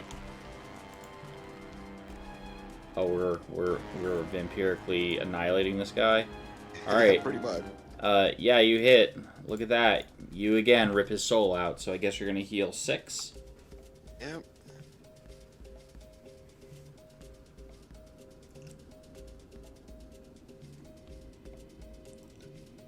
JW in the morning says cacaw. That's me. Well, thank you for joining us in the Oh, chat. move. You can move to here. Mm-hmm. Get some sight, and I just don't see any other bad guys. I'm glad that you did that, because I'm gonna make you change your life. So, because I wasn't expecting you to run down here yet, but here we go. Oh. Hey, there's Here a whole comes bunch everybody. more. We've heard it before, but oh my god, what is that? There's a whole bunch of them. Snakes. It had to be snakes. All right. Why did it have to be snakes? Real quick, this is what these guys look like. Because I like these. These are what the lizard folk. We've seen them before, but this is a lizard folk. Okay, but the elephant in the room is what are the big blue guys? The bruisers. Wait, there's big blue guys. Those are Yanti. Look at how. Hang on. You see how the lizard folk looks, right? Look at how jacked this guy is. That guy is shredded. He Yes, does he will not be. skip leg day. No. Point of order, how tall is this dude? How tall is scary to you? It's To scare Baylor? Oh, he'd have to be a mountain. He's a mountain. He's half a mountain. Baylor's gonna shred him like bad chicken. He's about to be 2 foothills.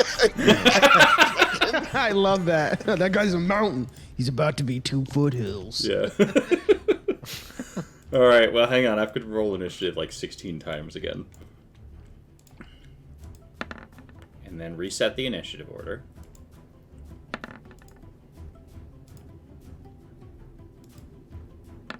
All right. Cool. We got that. Just so everybody is aware, Baylor's not scared of normal things like big, massive dudes with curved blades or like real scary people. Baylor's scared of dumb things like Mushrooms. Mushrooms. mushrooms.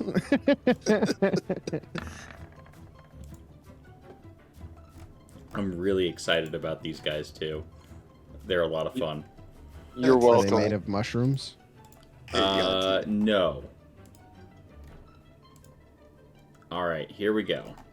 what are the mushroom folks called? I can't remember. Oh my gosh. Uh, Hang on. Don't, Androids? 10 points in chat to the first person who can name what the mushroom folk are called in Dungeons & Dragons.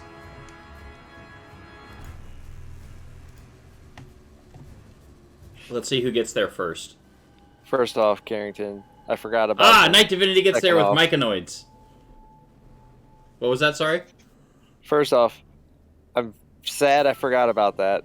And second off, if we don't have an encounter with those to make Baylor scared, I don't know what you're doing in life.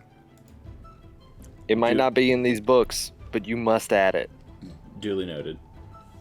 I'll make sure it happens before the end of the things. We said that he had like a bunch of mushroom people walking around, like doing the elephant on parade Yeah. from Yep. from Dumbo. Speaking of which, like watching that as a kid, like I had nightmares. Like it's terrifying. Did you watch the new one? No, is it worse? I have no idea. I didn't see it. Why are you asking? I have no idea. Yeah. The I cutest just mushroom wondered if it person was worth ever. watching. You know. All right. Anyways, Mordoc's done, right? Patron. Hey, there's more of them. Help. Oh, lovely. Yeah, there's lots more. I'm pretty excited. That's as far as I can move, however. Unless you double move. I ain't putting myself in the front. What are you? I'm in the front. I'm gonna get right there. Yeah. I'm gonna recenter this just a little bit, so hold tight. Bam. All right. I am going to toll this last person though. All right, you're gonna tell him he's dead. Let's see if he believes you. Alright, he dies. Yeah, he absolutely dies. He had 3 hit points, by the way. Where... I mean, I told him. I whispered it in his ear. I walked right up next to him to let him know. Night Divinity's over here trolling me right now and says, where's the 7-foot bone sphere that goes down the 6-foot hallway? Listen, alright? Alright, lizard folk time. Where's this one even at? Oh, we're here. Yeah, that's right. Alright, so... This one's actually... I'm going to move this one a little bit closer. I'm going to change the order of where these guys are standing. So this one will be here. This one will be here. I wish I had a fireball right now. Yep. And this guy will be up front, and then these guys will be in the back. Alright, cool. This one, of course, we're gonna hurl a javelin at Mordok. Does a 16 hit? No, it doesn't. Alright, cool. No, you need 19. Alright, let's throw another javelin. Nope. Alright. Super excited. Is that at me? I apologize. No, it was not. Okay. I'm pretty sure, yeah, this guy can see Mordok.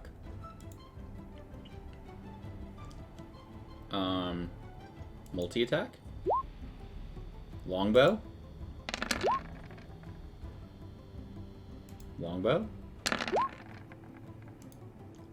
14 doesn't hit. Alright. I mean, eventually... You know what? Here we go. Let's use our noggin. Spike shield?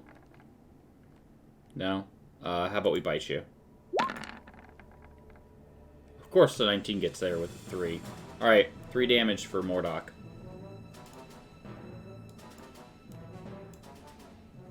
And Baylor. Why, yes. I would like to. Just real quick. Go ahead. Sorry. Is it possible for me to move through the same space as Mordok? Otherwise, I'm taking moonbeam damage Yes, again. you are allowed to move through my square.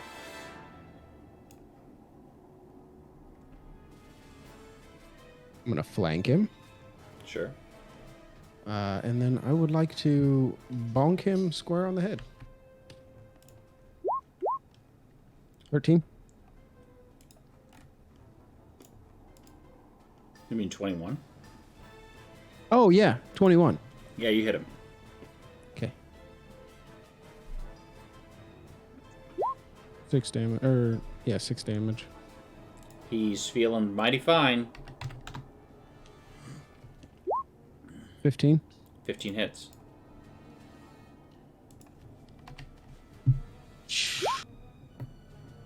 Six damage again. Yep. He's still alive. Alright, let me see if this guy wants to come up and have a good time. And You hand Baylor a dagger and say, "Here, With the rest wanna of use my this movement, instead?" can I unflank myself here? wherever you want to go. Actually, I will just, instead of moving there, I will move here so that they can't, like, position themselves to reflank me. And then I'm good.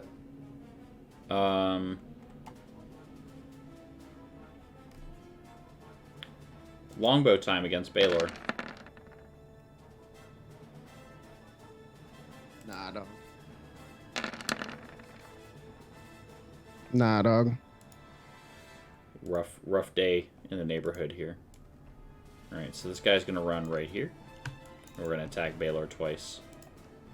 First, we're going to bite him. And then we're going to hit him with a spike shield. Yeah. Alright, so that's 1 and a miss. Alright, here we go.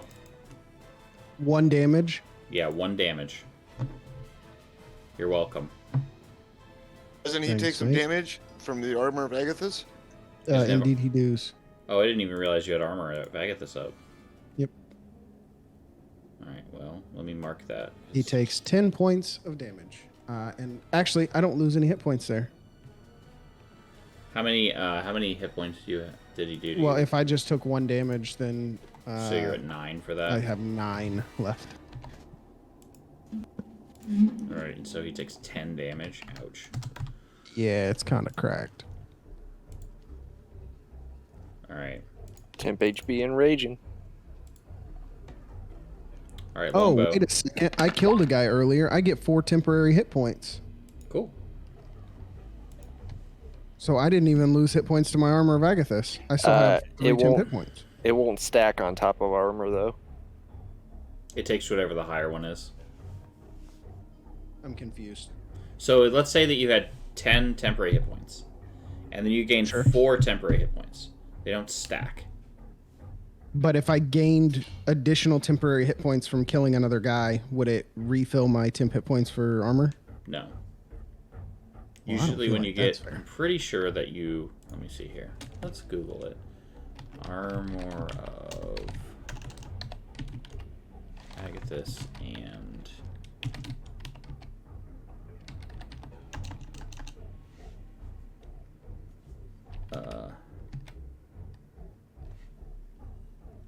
does Armor of Agathis stack?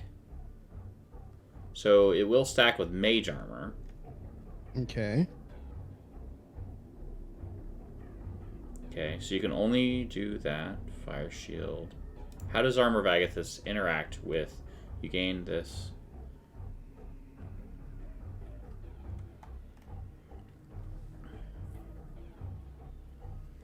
So whenever you gain hit points, temporary hit points... You know and what?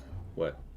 I don't have Armor of Agathis anymore. I took damage from the Moonbeam. Yep. Cool. So no armor. So he doesn't take any damage. So, Yeah. but we know how this works. This is how it works, okay? If you have temporary hit points, and then you receive more temporary hit points, you decide whether or not you keep the ones you have or gain the new ones. So in a situation where you have to where you have 5 temporary hit points, and then gain 10, you would just be at 10. So Okay. Google has spoken. Yes. Google, the best GM's tool. And then this guy is back at his maximum hit points. Huzzah. Alright. Cool. Does a 23 hit? All hail Google, says Night Divinity. 23 hit me? Yeah. Oh yeah, sure. Alright, so here's the breakdown of the damage. Okay? So you're going to take 3 points of piercing damage after your reduction from rage, and then 8 points of poison damage. Which is... I don't get a con save for that? No. You take it. It's dipped in poison. Okay. Yep. Alright. Now then. All of that's happened. Rillick.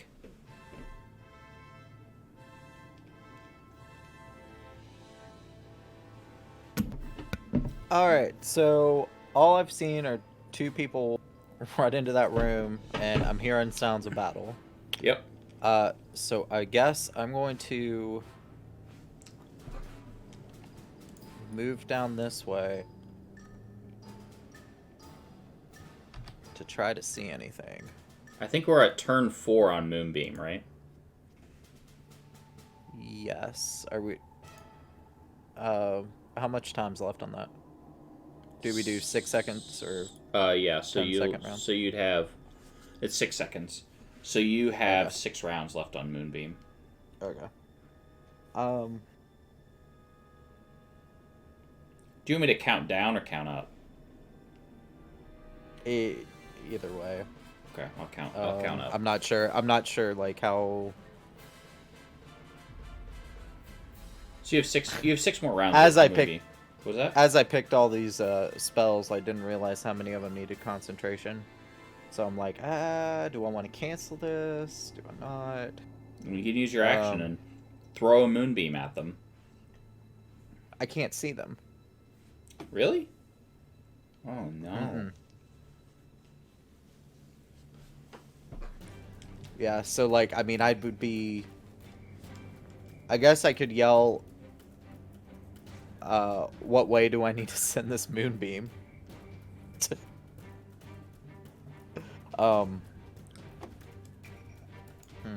You could take your action and light a torch. What do you want to do? Yeah, I think I'm gonna need to do that. Because I'm gonna have to get some type of...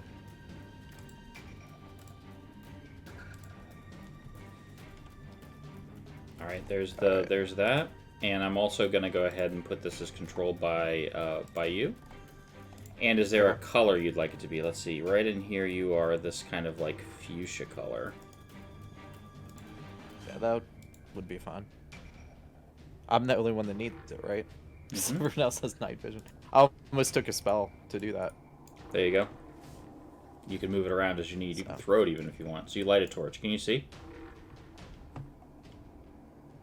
Yeah, I can see. I can see where things are now. Excellent. Let's see. How far did I move?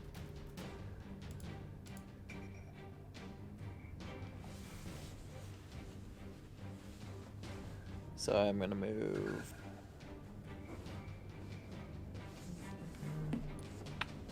Yeah. I think I'm gonna move up back here, just outside of the moonbeam. Okay. And then next turn, you're gonna throw the moonbeam at them. You're gonna throw the moon at them. Keep the torch. All right, that's my turn. Yep. Yep. It's a good way to do it. Mhm. All right, it's time for more javelin goodness, but instead we're gonna run up and hit people with stuff. All right, so we're gonna use a heavy club against Baylor, and is a 14 hit? No. Then we're gonna bite him. All right, No. cool. Mordok, it's your turn. How many rounds have you been concentrating on the vampiric thing? 3. So this is my 4th one. Okay, cool. I'm just gonna do it here, so this is number 4. It's fine. Okay. You're So I'm up. going to move here. Okay. And first we're going to do this. Of Haymaker, course. Haymaker, this guy. 16 does hit, and again, with the ripping of the soul. You just, like, grab him by the throat and just pull his essence from him. Okay. I'm almost up to full. I think I saved those 2. It seems really good, by the way. But The Vampiric Touch? Vampiric Touch. Yeah, it's a great spell. I've never had... okay, I realize why I'm having bad luck with it. I'm like, man, I just never have good luck with this spell. Because I'm playing a wizard, usually. And, you know, having a bad time. So and then I'm going to cast this. Realizing that Birdman can't see. Wait, isn't light is a... Intro. Yeah, but... Oh, is it a bonus? It's a full action. Ah, damn. Well, never mind that. Anything else from Mordok? Hold on, let me... Oops. You could healing word someone if you wanted to. Oh, I'd have to have it. Dang. Oh, you expect me to have a healing spell? Reach out and slap someone, is what That's Knight right. Divinity said about Vampiric Touch. Yeah. I guess I'll be done. Alright, Patron, it's your turn. Well, okay. Clerics that heal? Psst, no way. It's a rumor. Unsubstantiated. Oh my. Yeah, oh my. Lions and tigers and bears. I hadn't seen this yet. Now I have. I'm gonna Now need, it's time. Now it's time for you to do your thing. I'm gonna need some spike growth. Yes, you are. Thank you. We're I'm gonna need dropping. you to- We're I dropping need you to spike bring growth. that over. Yeah, I need you to bring that over. How We rude, don't by have the a way. fireball, which would have been perfect. Where's the mage? Yeah, druids don't get Yeah. fireball. They Probably took for that the away. best. You know what does? Light clerics. Light clerics get fireball. I played a light cleric in Curse of Strahd. I think you okay? can move that around. It's almost perfect. Can you move it? I cannot. You should be able to. Yeah, you can. Move it. Do it. think it's also actually ends up being bigger. I think it's actually that big. Okay, it's not letting me move it around. I don't know if it's because wall collision or what. Probably wall collision. Is that correct? I'm pretty sure that is actually correct. All right. It's So 20 feet, right? yeah, I want the It's tip of it. 20-foot radius. Oh, hold on. Let me link it.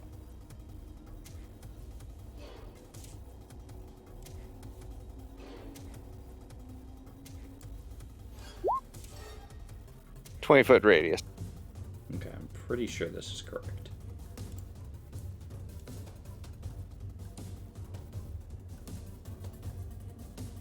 That is correct. That's 20 feet. All right, cool.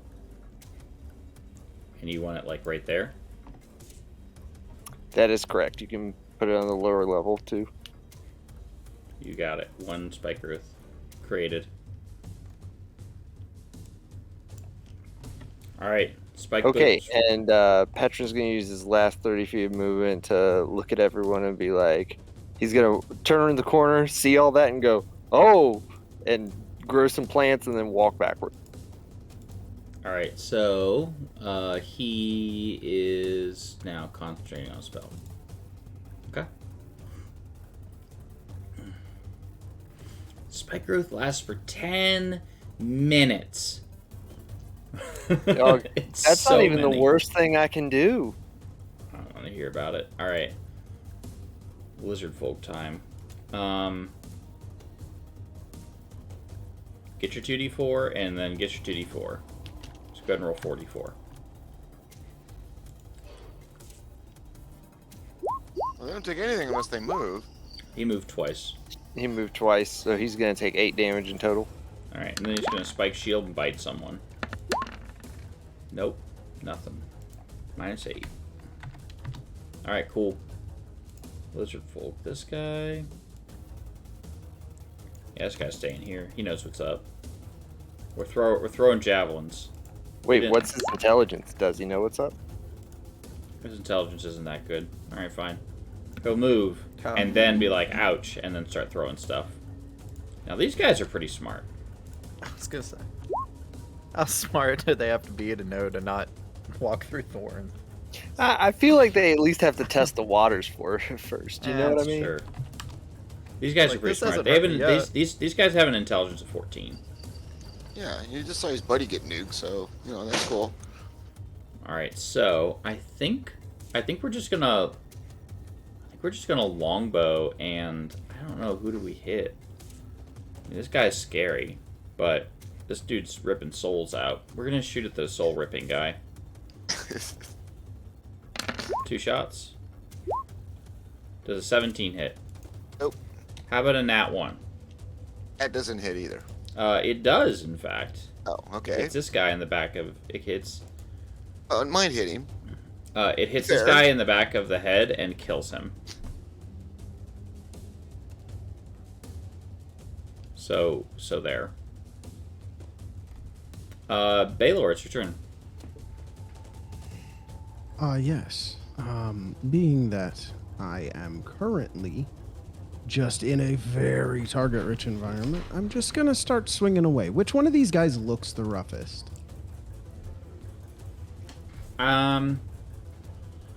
Which one of these guys looks the roughest? So Yeah, like the closest to being not alive anymore. probably this guy. This guy? Yeah, Yeah, I'm gonna cut him in half. we'll see about that. That's gonna be a no. What if I make it reckless? Well, if you do that on your next attack, which you can't do. Oh, I don't have reckless? No, you have to announce it for your first attack. This is when you make your first attack. Found that out on the charity stream. Okay. You Well, don't need to expend that here. We got this. I would like to try again. I believe you. No. All right, cool. All right, let's keep nuking them.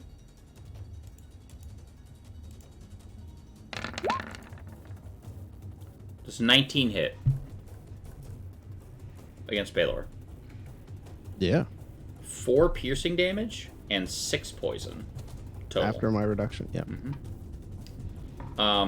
I use a house rule I use is friendly fire. If you roll a nat 1, you're gonna hit someone. Whether it be a spell or something, you're just gonna hit an ally, or you might hit an ally. Because we have roll twice on, we just take the other roll, so there's a chance you just miss. But that's why I handle nat 1s in combat. I think it makes things a little bit more interesting. Lizard folk guy.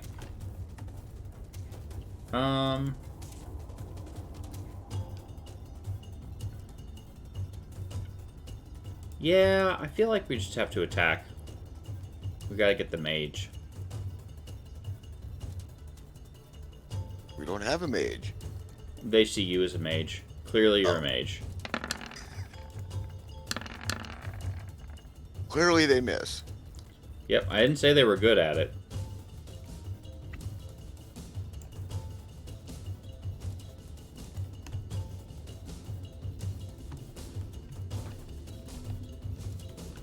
I cannot see Patron.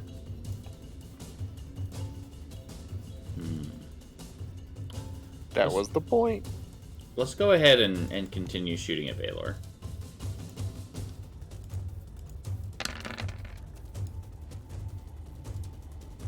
Alright, 2 misses. Rillick.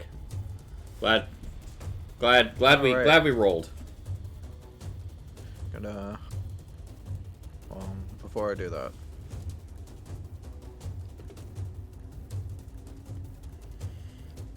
Yeah, their logic is sound. Arpula says, cast spells isn't healing people, mage. Are they wrong, Mordok? Yes. I'm our best mage, so yeah. There you go. Parliament would argue with you. see. I want to know when you're going to bring a bunch of pixies in. All right, so I actually have something a little bit more dastardly planned than that, so I won't. I'll save it for later. I will let you know this. If someone starts... Are you wanting to drop it further along or no?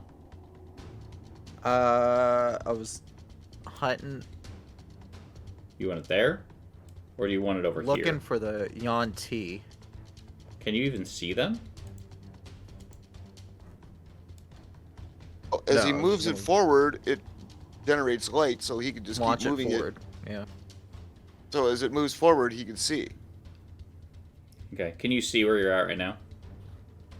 Yeah, I can. Can you see the Auntie? Yeah, it's just forward like another 5 feet. Yes, you can put them right there. And I'll go ahead and drop it on the map layer for now. That was the wrong thing to do. Please hold. I just totally, basically deleted it. Your favorite thing to do, like my token. Yeah, that wasn't your fault. That was me. Token layer. And this is here. Yeah, that's about right. Yep, sorry about that. All right. Anything else from Rillick? That's my turn. All right, we got some lizard folk here. They're not smart, so I think they just keep hitting people.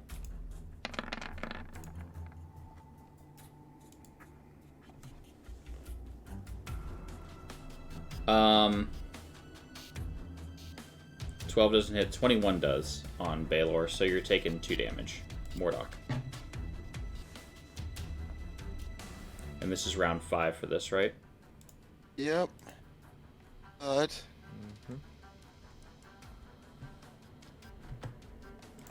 I'm gonna take a lot of crap for this. But I'm gonna do this on Baylor. What? I feel like I should have an air horn. Hey, He does heal. Hey, yo. It's like spotting a unicorn in the wild. I said I was going to take a lot of. That's funny, I'm though. not sure if I'm counting that one. Baylor is gonna like feel the energy surge into him, and just like low head turn and look at Mordok and be like, "Whoa." Night Divinity then- says, mark it on the calendar. Mordok actually healed someone who wasn't himself. And didn't have to reduce me to 0 hit points to do Didn't knock so. someone out first. No healing via concussion today. Arpulus says, whoops, just kidding. It was vampiric touch again. Sorry, Baylor. And then I'm going to do this as a bonus action. Fireball on Baylor. Yeah, fireball. To get my spell slot back. All right, so you are going to expend this as a bonus action. You touch your holy symbol, utter a prayer, and regain a spell slot. Oh, that's my. So I got my spell slot back. And I'm done. Is it as a bonus action? Yes. Wow. Cool. Oh, yeah, it says right there. Yeah, it's pretty good. Patron. All right. I will say I'm still- interested to see them, like, integrate that. Like, integrate the stuff from Tasha's where they're like, let's rework some of these classes. And I hope that they make them... I hope that they really fix, like, stuff like Ranger. Anyways. I hope they do everything on proficiency bonus, quite frankly, because Well, I I mean- think that that's a good way to do it. Gloomstalker and Drake Warden Ranger, once they get to the like specific levels, aren't bad. I think they're great. awesome. Yeah, I think those two are Gloomstalker is fantastic. Grade A. But they are such the outliers. Yeah, sure. Because all the other ones are just, like, okay. You're just not Well, as I mean, good druid. that's kind of where I'm or at fighter. for Sorcerer. Because, like, I have looked through Sorcerer and thought about playing Sorcerer so many times, and I just... First off, it's too complicated for me with sorcery points and stuff like that, but... Yes, Sorlock. Well, meta magic dope, and as Yeah, you can meta tell magic by dope. my favorite feat of all time that I've picked up on every campaign. Magic Initiate. Yeah, meta magic dope. I don't know what else to say. Yep. All right. I am going to the dude right up front. I assume he's been hit. Tell me he's been hit. Maybe. Well, I Well- need to know before I roll the damage for the spell. Like, I'm gonna target him, but I need to know All for right. the damage. He has for not him. been hit. Oh well, he will be soon. Nah, you told him he's dead, and he's like, nah, I just had my checkup. Alright, he rolled a nat one. Alright, he's taking 10 damage. Ouch. Now he's taking damage now. Next time. And then that is gonna be my turn. Alright.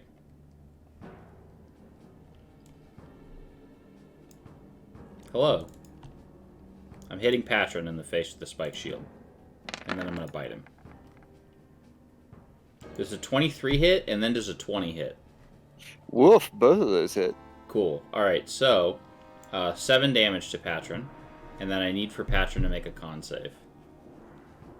I'm just gonna roll 2 con saves. That's fine. And take 11 damage. First one passes. Ooh, that second one. Oh does no! Finally, I feel like the scene in Home Alone 2 when Tim Curry runs the credit card. What? What is the? It has to be the. It has to be. What does it have to be? It has to be the damage, right? No, Or a 10. no. It has to be 10 or the half of the damage dealt, whichever is higher. Woof. Well, okay. That second one got me. Jerk. Finally. As I said, I feel like Tim Curry in the second Home Alone movie when he runs the credit card and he's like, "Ugh," and it comes up declined. Oh my gosh. So there we go. Good job, lizard folk. You've done well. You get a cookie. All right, now we can first take a bunch of damage from this moonbeam that I'm going to move out of the way. Did you roll the damage already on that?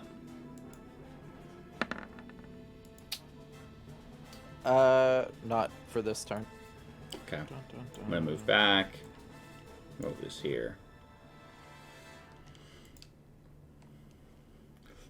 Go ahead and roll. I can roll real quick. I'll roll 2d10. 2d10. Bam. Yeah, my computer has not been happy with roll 20 right now. No worries. Alright, so he's going to take 9 of the damages. Be just slightly sad about it. And then he is going to take 2 shots at... What's the range on my longbow? Literally infinite? Cool. Yeah, I literally can hit. I'm gonna shoot it at Rowlick, because he's got that that moonbeam stuff going on, and this Yuan-Ti is not a fan. Decidedly not a fan. So 2. Does 19 hit? It does. Alright, I need for you to make a con save. And then the total damage you'll be... Nope, just the one which you passed. You're good. You'll be taking 17 points of poison damage. Alright. Alright, Baylor, it's your turn. Yes. I would like to repeat the same plan that I had earlier, just with the guy directly to my right. This guy right here? Yeah, I guess that would be my left on the tabletop, but I'm assuming I'm facing downhill, so. I gotcha. Go ahead. Oh my. Good thing you have 2 attacks. Oh no! Harrington, I'm going to stop rolling virtual dice. I'm telling you every single time. Oh no! Oh, I don't know what happened there. At least it's not a 1. Just hitting Baylor in the face. Alright. Maybe just recklessly attack next time. Wait, oh, wouldn't it do Yeah, anything? that sounds like my hit points are just going to fly off of my body. Darn, you figured out my plan all along. Do you have armor up still? No. Somebody's moonbeam saw to that. It's funny. I'm gonna move here with this guy, and we're gonna longbow. We haven't shot Mordok in a while. Longbow. 16 doesn't hit, does it? Good talk. Hey, Puppet Pal Clem. How many rounds have you been raging, by the way? It's got to be like, what, round 6 now? Doesn't it last for as long as he's getting hit, or he does No, damage? I think it's 10 rounds or... Yeah. Same thing with this thing. I think this is round. The moonbeam, the vampiric touch, and the rage all went up at the same time. Yeah, so they're each at 6. I'm just making sure. Alright, so they each have like 4 rounds left. It's a long combat. I lied. It lasts 1 minute. So, oh yeah, that's 10 rounds. We're good. Yeah, we're good. So time for some bonk. I'm gonna do 2 bonks at Mordok. We're gonna bite him and we're gonna hit him with a club. Alright, so we missed on the first, but the second one we're gonna get a crit. So 11, so you're taking 5. Huh? For Baylor. Baylor's taking 5 damage after everything. Sweet. Is that on the crit damage? Yeah. So it's Are we 11 gonna damage do anything coming. about that, Mordok?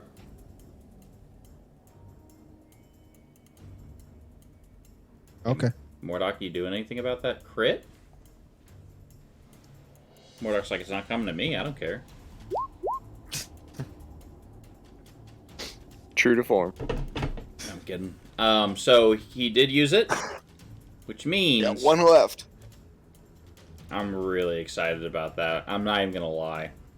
Oh, I'm gonna save that last one. Trust me, it's not gonna do. I'm gonna hit someone for 1,000,000 damage. And I'm gonna negate it. I've had it for turns, and you've never critted us. I Alright. do it 3 times in one. What does that put my damage total at? I failed. So it's just the 7, so half, so 3 damage.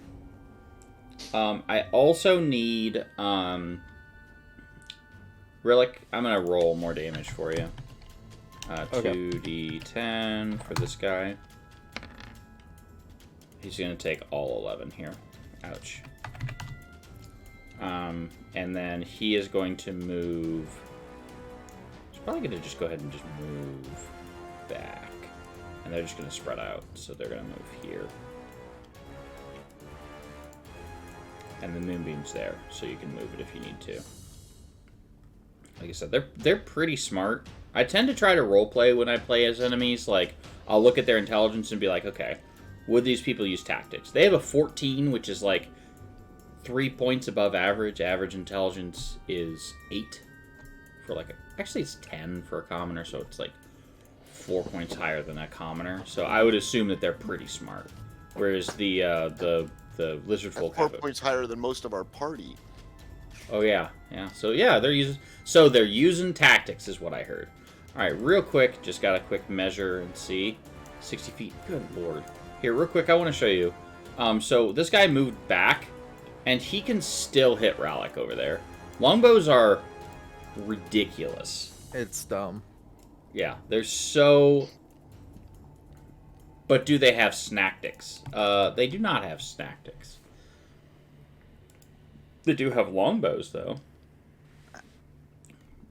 All right. I just want to point out Patron is not a cannibal. He did not eat a dwarf. All right. We are going to shoot. I think we're just going to keep trying to hit Mordok. Mordok! All right, Relic, it's your turn. How long are the stairs? Or like, is it like a normal flight of stairs? Yeah, it's a normal dive flight of stairs. It's So about like, 30 well, feet I know down. like how long it is, but like what's the incline on it? Because I was wondering because I don't. So when I'm shooting arrows, they'll have partial cover if they're on the stairs, right? If it's on the stairs, then probably they'd have some cover, so they'd get a +2 to their armor Yeah. class. But this guy, I mean, you'd probably have a So- straight shot to this guy. Well, you'd be still shooting through friends. But, oops, sorry, Mordok. But if you just shot this guy, like, he gets nothing. He gets 2 arrows in the face and probably dies. Yeah, that's who I'm gonna shoot it. I'm gonna Alright. shoot an arrow at him. Make it so. Well,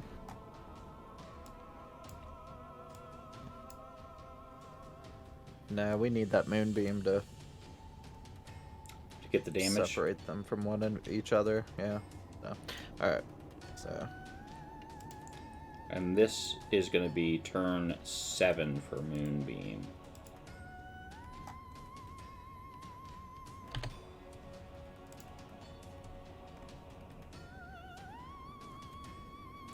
There's lots of coral screaming in the background.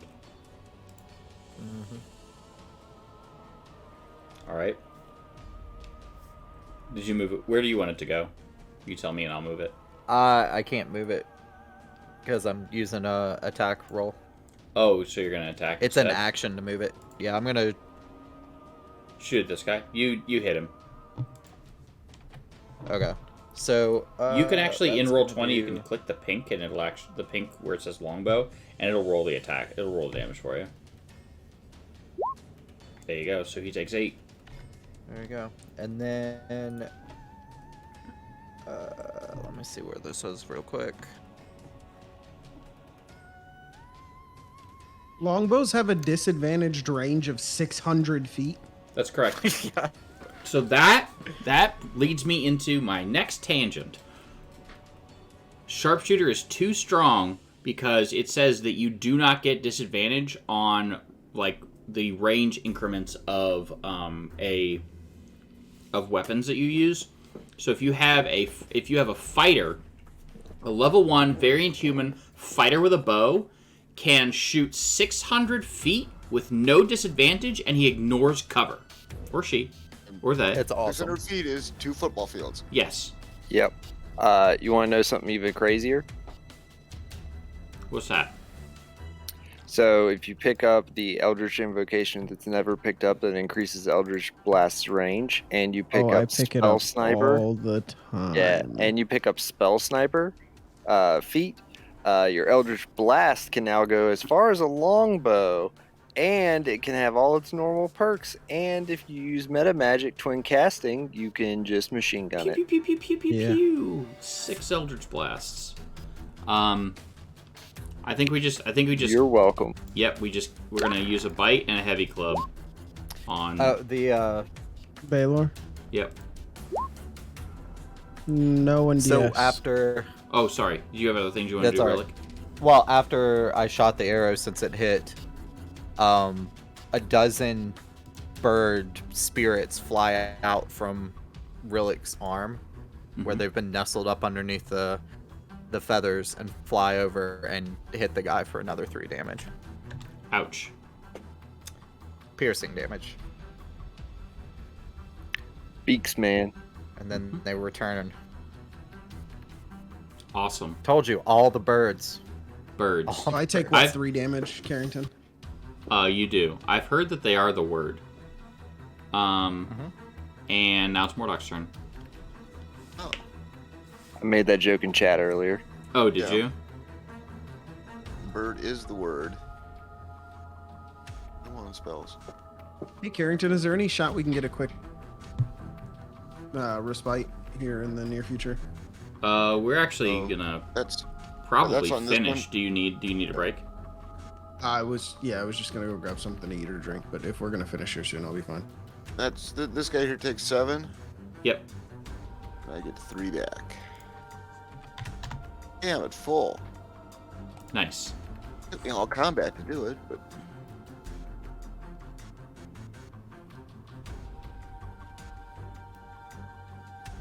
All right. And Mordoc's done. yep. All right, Patron. All right. Well, I had plans foiled.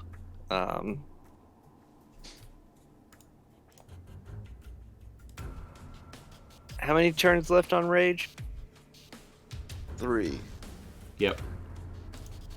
This is like one of the longest combats I've run in a long time. Well, there's 95 people. I don't remember that happening. Well, We- he's and we killed don't have Zed. 92 of them. We don't have Zed, does 6 attacks a turn, and we're doing it the slow way. Because Baylor can't hit the broadside of a barn. All right. It gives a barn a lot less credit than it deserves. They've got an AC of like 15. No. He's a That's plus canon. 7 to Barn- hit. That's canon. Barns have an AC of 15. So that's why 95. stormtroopers can't I hit have a them. plus 6 to hit. Thank you. Nice. Why stormtroopers can't hit barns.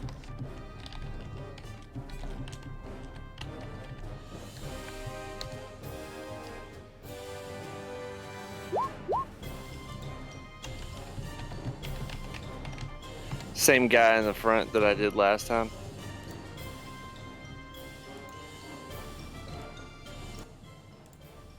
All right, same guy right here. You got it.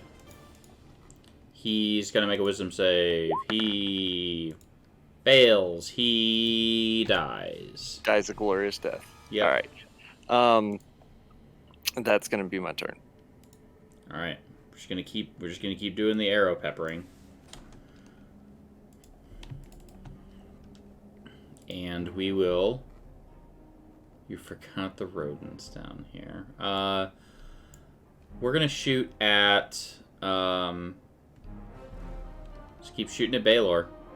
Pew pew. No. All right, Baylor, it's your turn. Shocking, no one. Yeah, you got it. Go ahead and roll the damage. 13. You cut him in half. Let's go! And I gained 4 temporary hit points. All right, cool. So I'm going to turn to the guy right in front of me. A cruel grin will creep across my face. And as I lift my big old sword, I will just start laughing a little bit. Mm-hmm. And crit fail. Does a 14 hit Mordok? No. No, no way. So you lift your sword behind up like this, and you hear a clink as it taps the top of Mordok's helmet. Sorry, Mordok. To think I healed you. Wow. Never doing that again. Never doing that again.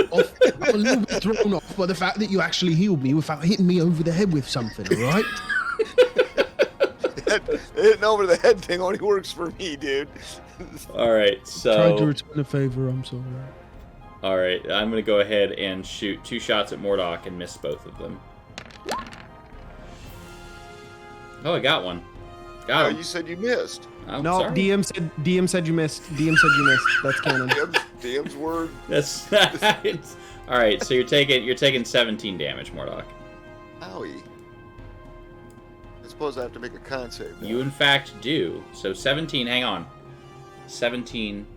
So 16, 8. The DC still 10.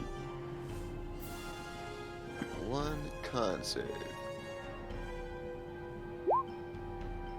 No more vampiric touch. Boop. All right. And you still have guidance. All right. More of the Malzens. 2 shots at Mordok. Miss both. Rilek, it's your turn.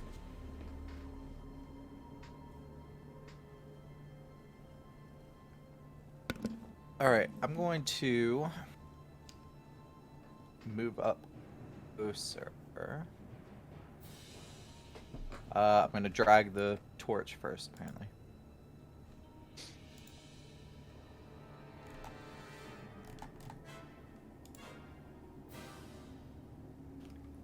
And then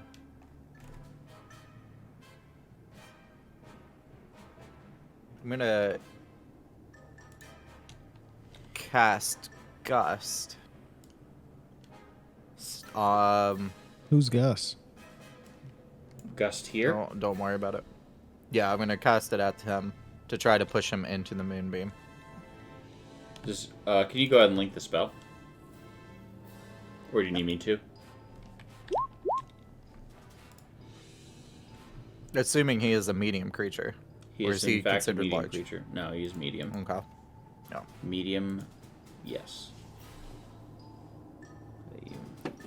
Medium rare, or just medium? So you'll push him 5 feet away from you, unless so it's gonna make a strength save. 17. That does save. All right, so it does not do anything right now. You almost pushed him into the moonbeam. All right, so Well, I've also got the Swarm Keeper. what ability? So I can't. It's so. Let me find it real quick.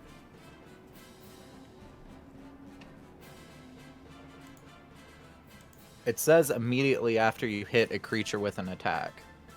So I don't think you. Because you didn't roll an attack. They had to make a save, which is different. So I don't True. think it mattered. Oop. Sorry, 1 second. This is still 8. Enter. All right. Yep. This That's right. this lizard folk has lost all of his friends. It's just him. He's going to continue fighting on, trying to fight desperately against Baylor.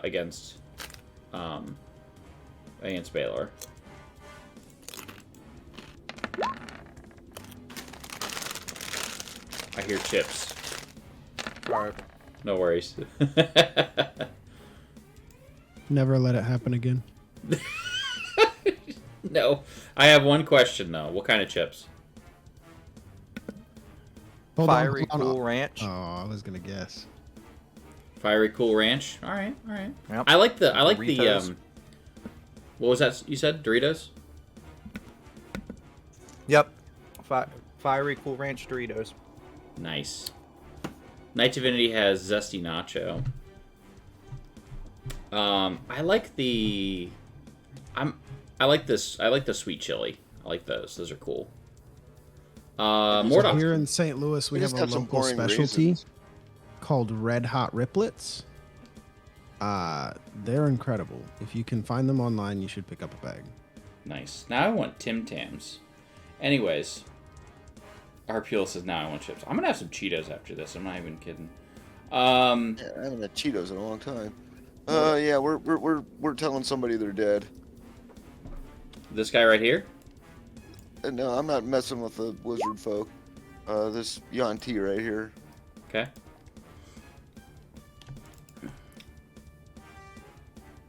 Oh wow, you even rolled the right dice and everything because you knew he hadn't taken any damage. He passes.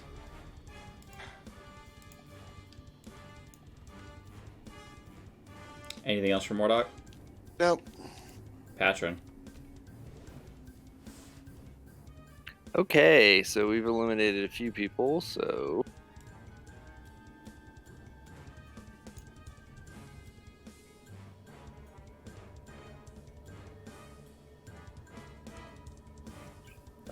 I think I'm just gonna the big Yanti on the stairs. Mm-hmm.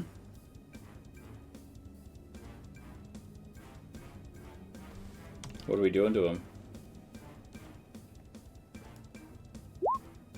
Really? Statistically, I want to know the odd. It's Telling him he's dead. what was that? He's telling him he's dead. That's awesome. Double negative crits. Here's what I'm gonna do for you. So we got a -1, right? Double nat 1. I feel like something really bad should happen. Other than you losing the spell. I feel like we should take it to a vote. First off, the rules are the rules. There's a nat 1 to roll against the enemy, and then there's a nat 1 to roll against an ally. So it hit nothing. Lawyered. I'm fine with it. It hits nothing. It does nothing. Literally, the magic doesn't even happen. It fizzles in my hand. The prosecution rests, Your Honor. It hits the moonbeam. And it Hang on. irradiates the moonbeam. Hang on. And now the moonbeam, anyone who attacks the moonbeam has advantage to hit the moonbeam. All right, cool. The prosecution would like the opportunity to recross, please. Overruled. All right. And also, just because reasons, 2 longbow shots at Baylor. I would like to file for a mistrial immediately. Is it 15 hit? Yeah, but pending a mistrial. Okay. So you're going to take 8 damage total after reductions and everything, Baylor. The odds of rolling 2 of any particular number in a row are 1 in 400 according to Google. Yeah. That is not as low as I expected. Arpulus is... It's 20 times 20 is 400. That's absolutely right. Arpulus is on my level. He says, energy released opens a rift to the astral plane. Suddenly we're playing Spelljammer. I added that last line. No, rips a hole to the abyss, and Demigorgon shows up. Yeah, let's do that. Yeah, Also, that sounds like the fun. crickets behind you are so loud. I would like to, if we're playing in the Abyss, I would like to play Vecna, please. Or if we're playing a Demigorgon, I would like to be Vecna, please. Noted, but you're on thin ice, counselor. All right, Baylor, what are you doing? Knowing that I'm on thin ice, I would like to stomp and rage around and hit things like a child. 16 hit. Yes, it does. Oh. Screaming just cats 1d6. riding motorcycles while eating chips amongst the crickets. What is that? What is going on here? I don't know. That's weird. But it's a D6 plus a D4 for some reason. Yeah, so I accidentally only rolled 1d4 the first time. What do you have a D4 for? They're D6s. Or I accidentally only rolled a 1d6 the first time, so I tried to roll another d6, and D&D Beyond was like, "Here, have a d4." I rolled a. No, it's not gonna tell me. Do you just want me to re-roll? I got it right here. I got here 2d6 plus what's your strength mod? 3. 3. You want to reboot D&D Beyond? See if that works. Yeah. All right. Don't reboot Roll20 though, because that might cause problems. No. I think you can refresh the page without it causing problems. Yeah, I just refreshed the page. All right. And is he still alive? He is just taken 11 damage. He's unhappy, and yes, he's still alive. Okay, let's play it again, Sam. Love it. There's a 21 hit. It does.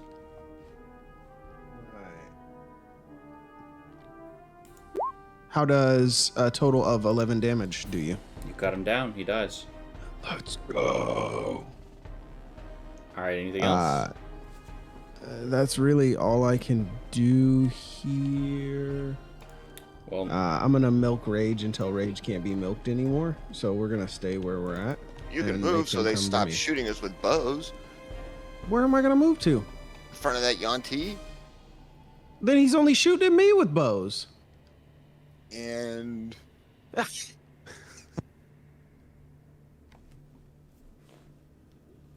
Okay. Now I'm done. miss. Miss. Hey, there's a Valor. Pew pew. Does 23 hit? Barely. Cool. Please take 10 points of damage, but you're going to take less than that. So you're going to take 6 points of damage total. And back to Rillick. I have one question when this combat is over. Okay. Yanti. You're doing what now? Mm-hmm. You're attacking Gonna the... use a guiding bolt on the Yanti You got it. in front of Valor. Okay. A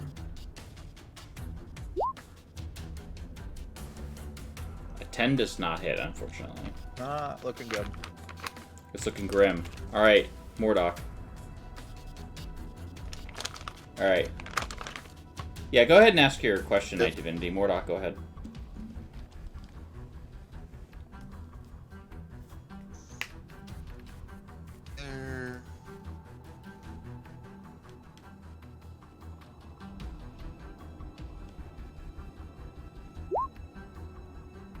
Toll the Dead.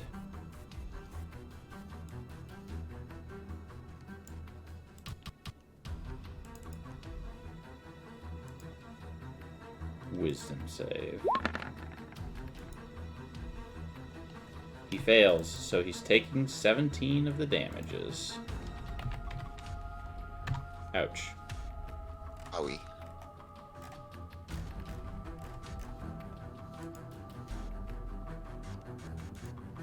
Alright, Patron. All right. You know, it can't happen twice, right? What, all the nat ones?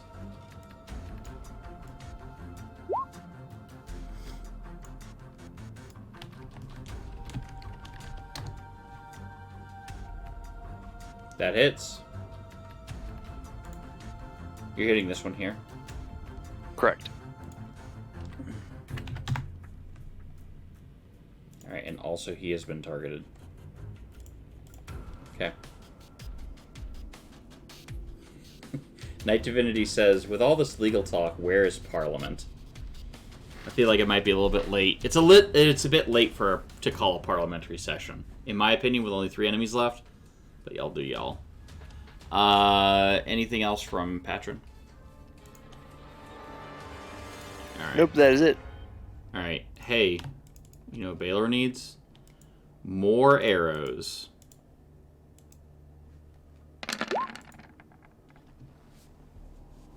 Both of those hit. Look at me. So 11 damage for the first one, and 11 damage for the second. 22 damage total. Sorry, is that to me? Yeah. 22 damage after all your reductions and everything. Sheesh. Also, I think it might be time to move 5, 10, 15, 20, 25, 30, 35. 5, 10, 15, 20, 25, 30. There. Okay, Baylor. Yes, I would like to rain all of my misguided emotions down onto the head of this Yanti in front of me, please. I believe you. That'll hit. Love it. Love it. Oh, I did it again. I got it. So, 9 damage for the first attack.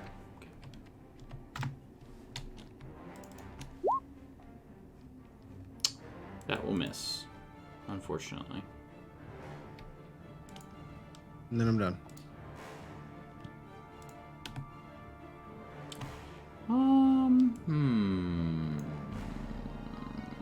Two of those things. I'm going to disengage 5, 10, 15, 20, 25, 30. He So- has the ability to disengage, or are you just backing away? He has the ability to disengage. He's going to roll. Anybody But can he'll- disengage. He takes He'll the, go through the moonbeam, right? He does take the moonbeam damage. I rolled it. Ah, so much! It did its job. Take that, you filthy snake. He does get a con save, so maybe he'll save for half. He doesn't! He just takes 19 damage to the dome. Ow! This is a bad idea. This retreat was a terrible idea. Good lord. Alright. Yeah, he's got a speed of 30 feet. Snakes on the menu tonight, boys. Oh, man. Alright, so this person... I feel like it might be time to back up. 15, 20, 25, 30, and also 2 shots of Baylor. Does a 23 hit? Unfortunately. You'll take 11 damage after your reductions. I will go down and immediately stand back up because of... Yes, please link that cool ability so that people at home can use it. Oh. Wait, no, it's not that. Sorry. I can reduce the damage by 1d12 plus 3 Yeah, do that. for Stone's Endurance. Let me... Are you serious? It's enough. So 11 minus 4 is 7, so you'll take 7 damage. Harrington, I can't tell you how much I'm hating. Hating the dice rolls right tonight? Alright, Rillick.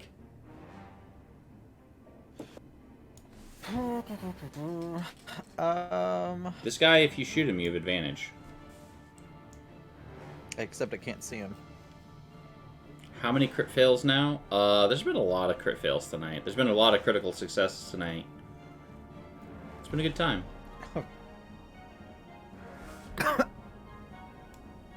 Literally, it was the best of times. It was the worst of times. Let's see. Do I have to go?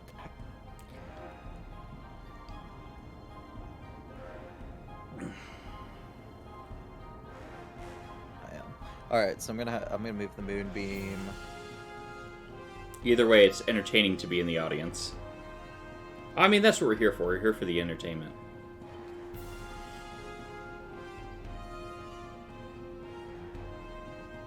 I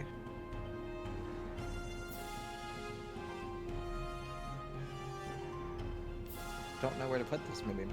I'm gonna ready and act. I'm gonna move a moonbeam to someone if I can see them.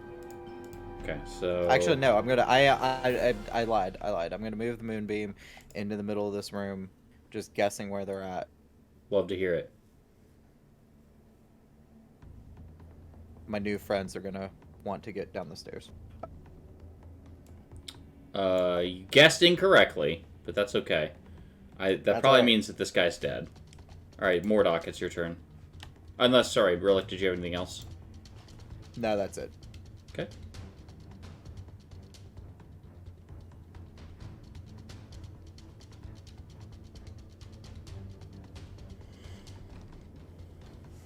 Oh, man. Twice in one day? Wait a minute, are you Mordok or not? I was hoping you'd just go down and then I could heal you for full. But Oh, well, I mean... and then I'll use my special thing and get my spell slot back, and those are all gone now. Alright, anything else? Anything else from Mordok? Nope. So that will put Baylor, that puts you at 18. I got it. Oh, okay. Alright, Patron. 10 HP says, I blinked Alright. and missed it. Yeah, it's like seeing a shooting star twice.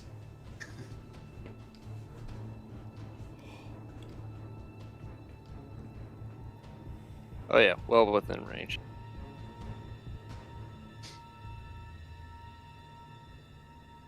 Alright. What are we doing? Has he been damaged? He has. You gonna tell him he's dead? I would like to speak some words to him. Little mama, let me whisper in your ear.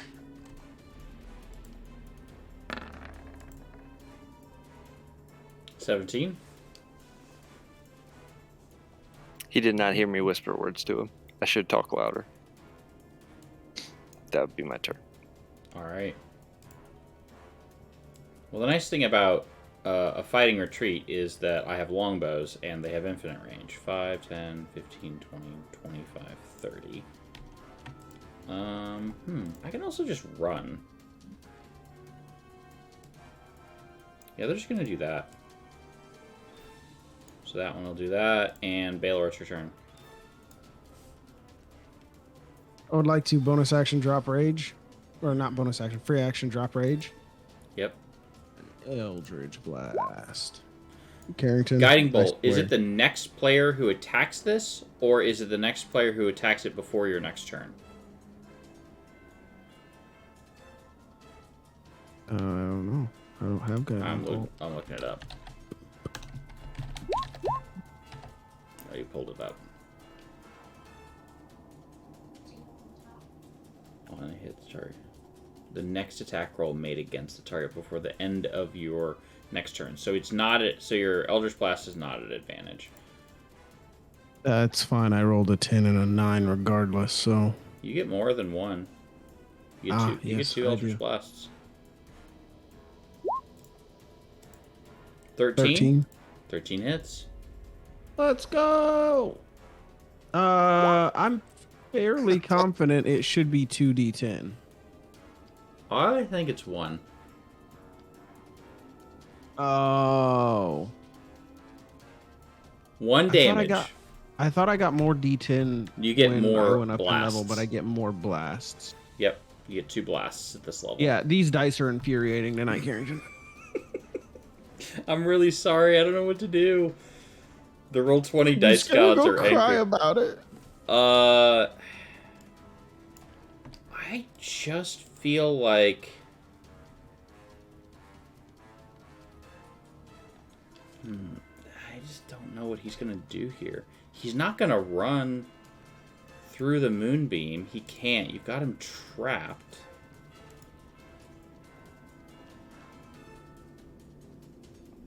Let me check something about the room real quick.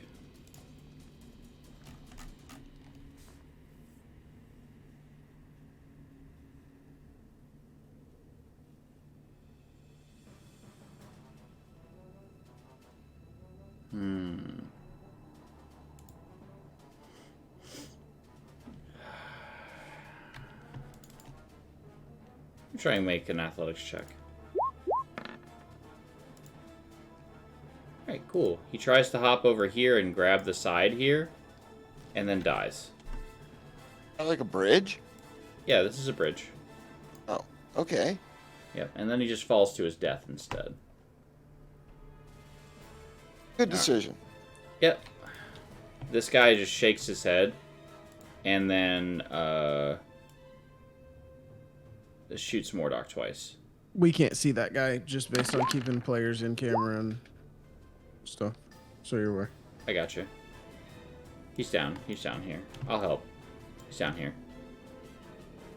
Yeah, I just didn't want to pull characters out of focus. Yeah, I'll pull him back up. So here's where everyone else is at. All right, so he takes 2 shots. He missed both of his shots, and then he's gonna run around the corner. Unless you have anything else that you want to do right now, I'm gonna consider this to be the end of combat for right now because these guys run away.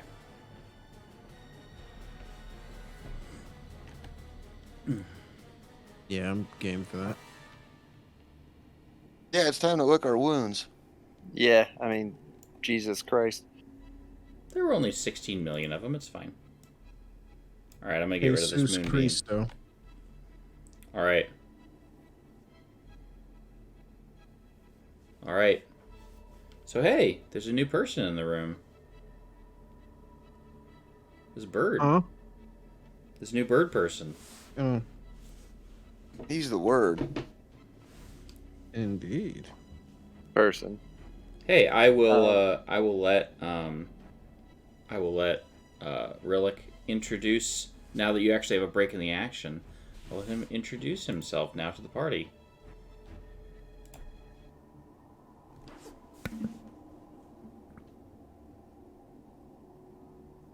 So I'm glad I was able to catch up with you to help you, because I've heard that you've been working to. Do I know that they're looking for this dwarf guy? You know that they are just trying to destroy the cult. Okay. Yeah. Okay. So I've been trying to catch up with you because I've heard about you in town, and I've been trying to find a group to help stop this cult as well. Baylor sits on the top of the stairs and just like talks to no one. Never mind him. He's still sad about his wyvern. Don't mention the wyvern right now. I'm hurting. How hurt is the party? Pretty rough. I am at 18 out of 79. Yeah, and I'm down a few. Mordok, I do you took want an this arrow. out of combat one, or do you want me? Oh, you can do it. I'm going to make it so that you can see everyone's hit points. I can see everybody's hit points. Like if I was to summarize how bad this arrow wound is, I'd say it's like a scale of 37 of 54.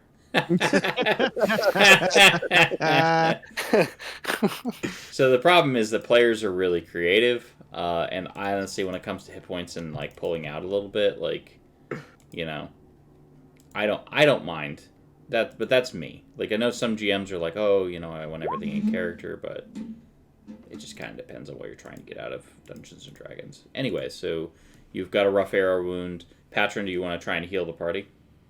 I'm putting down Aura Vitality. I'm gonna take that first 8. But I have 10 of these, so until we get ourselves up to full. So would you say any of these bird spirits are like maybe in any way canary-like? Yeah. They're all so the bird spirits that are floating around. They're since we've been in combat, they haven't actually nestled back into the feathers, and they're like little finches, and there's a hummingbird. They're all like little like house pet birds that you would be keeping in cages, floating around. Oh, so you got a canary there? I guess some of them Just- have just say probably taken yes. those forms. Yes. Yes, they're a canary. Okay. Patron would he doesn't owe people intelligence, but he doesn't have any extra intelligence. But he clearly recognizes their spirits, so he's not going to talk with birds. Sure. But I will hand you a small carved wooden canary. He does And- that. Oh, okay, I appreciate this. Is Uh, this something that's It's a thing. Don't worry about it.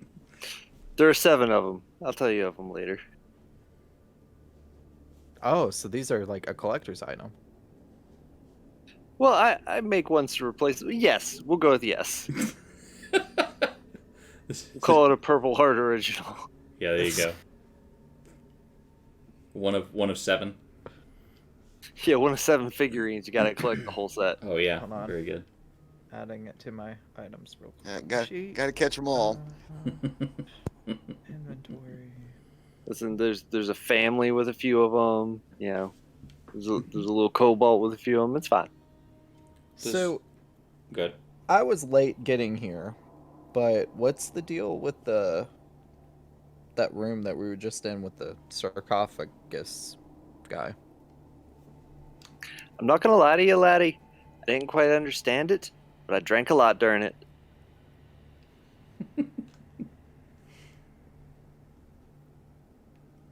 Okay. Uh, This is guys, I don't need to break break any hearts here, but I'm not getting a lot of information from y'all. Y'all are just speaking in, there's a hippogriff or something that Balor's sad about, and this wooden canary. It's a wyvern. All right. Oh no, there was a hippogriff. Was it a hippogriff? It was a No, griffin. it was a griffin. There's a griffin? There's a Yeah. manicore, a griffin, a wyvern. Yeah. Yeah, all sorts of things with wings. Yep. None of you people want me to be able to fly. Yeah, because it worked out so Does, well for you the first time. Yeah. Does Rillick have any questions? Yeah, the temple. This is a mage's. That's the tomb of Idirius, Yep. and he's been our patron, Guide. patron, Guide maybe. Yeah, he's been Yeah. guiding you through. Yeah. Yeah. to the dungeon. We haven't messed up his resting place, so he's been kind of nice to us. He hasn't killed us, which is being nice to us. Yeah. And we're after this dwarf who's down here with these snake people. Not to be confused with this dwarf And- who's up here with these people. And he's Correct. he's And he's a worm speaker. There you go. Which is a member of the cult. Yes. That you're hunting, Rillick. Then, how long do we need to wait here before we keep going? Well, I've anyone got who, some arrows. Until Patron finishes handing out all these heals. all right, so that's 1. That's 8. We'll go with Baylor now. So Baylor's taking the first healing? I took the first. Baylor's gonna take this one. Okay. How many do you get? 10. Okay. Woof, that one was terrible. Sure. Woof, why? So Baylor's gotten 10 so far, I'm guessing. What is going on in this world? Try it again.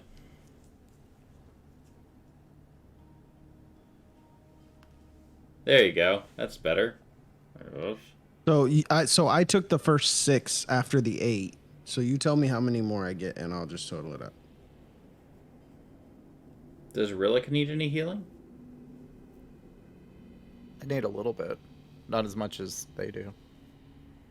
They were the ones taking the heat? brunt of it. I've just got this long bow arrow just kind of sticking out of my chest right now, but it's fine. I'll patch it up. It's All right, so Baylor, you should have gotten 20 from me so far. Okay, so that's an additional 14 here. What does that put you up to? 38. Okay. Mordock, what are you at? Give me 1. Try and not make it garbage.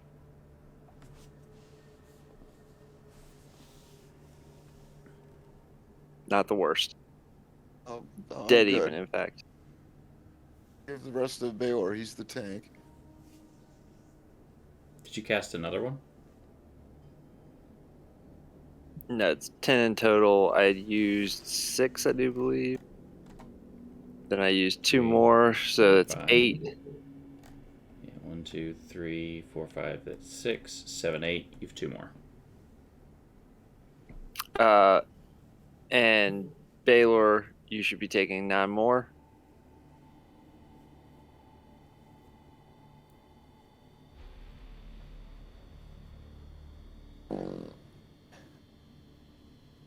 Not sure what that was. All right. So the party's I am all at 47 total total health. All right. All right, and I got 2 more. Do you? 3, 4, That was 8, 5, 6, 9, 10. 7, 8, 9. Yeah, you're right. There it is. All right, and that's 10 points. How much damage did you have on you, by the way, Relic? I had 17. All right, you get that last 10. All right. So the party's healed up, and I think this is a good place. We've introduced Rillick. Rillick now knows that these are the heroes that he's been searching for. Let me go back here. So Rillick now knows that this is the heroes that he has been searching for, as they are lining up with his goals to hunt the cult of the dragon. Obviously, there are many people across Faerun that have their own agenda as to why they do not like the cult of the dragon. Perhaps the cult, he tangled with the cult before. What happened? We'll find out next time on our next episode. Thank you all who hang out and chat with us and watched. Thank you all of our players who played tonight. If you like what we do here at Open Heart Games, you can help us out in several ways. One of the most important things that we're trying to do right now is to raise money for our Extra Life Hospital Carillion Children's, which you can do right here by going to extra-life.org, not .com, /team/open-heart-games, and you can donate there, which will help us beat our goal of raising over $4,062. We raised $4,061 last year. We want to beat that number. You can also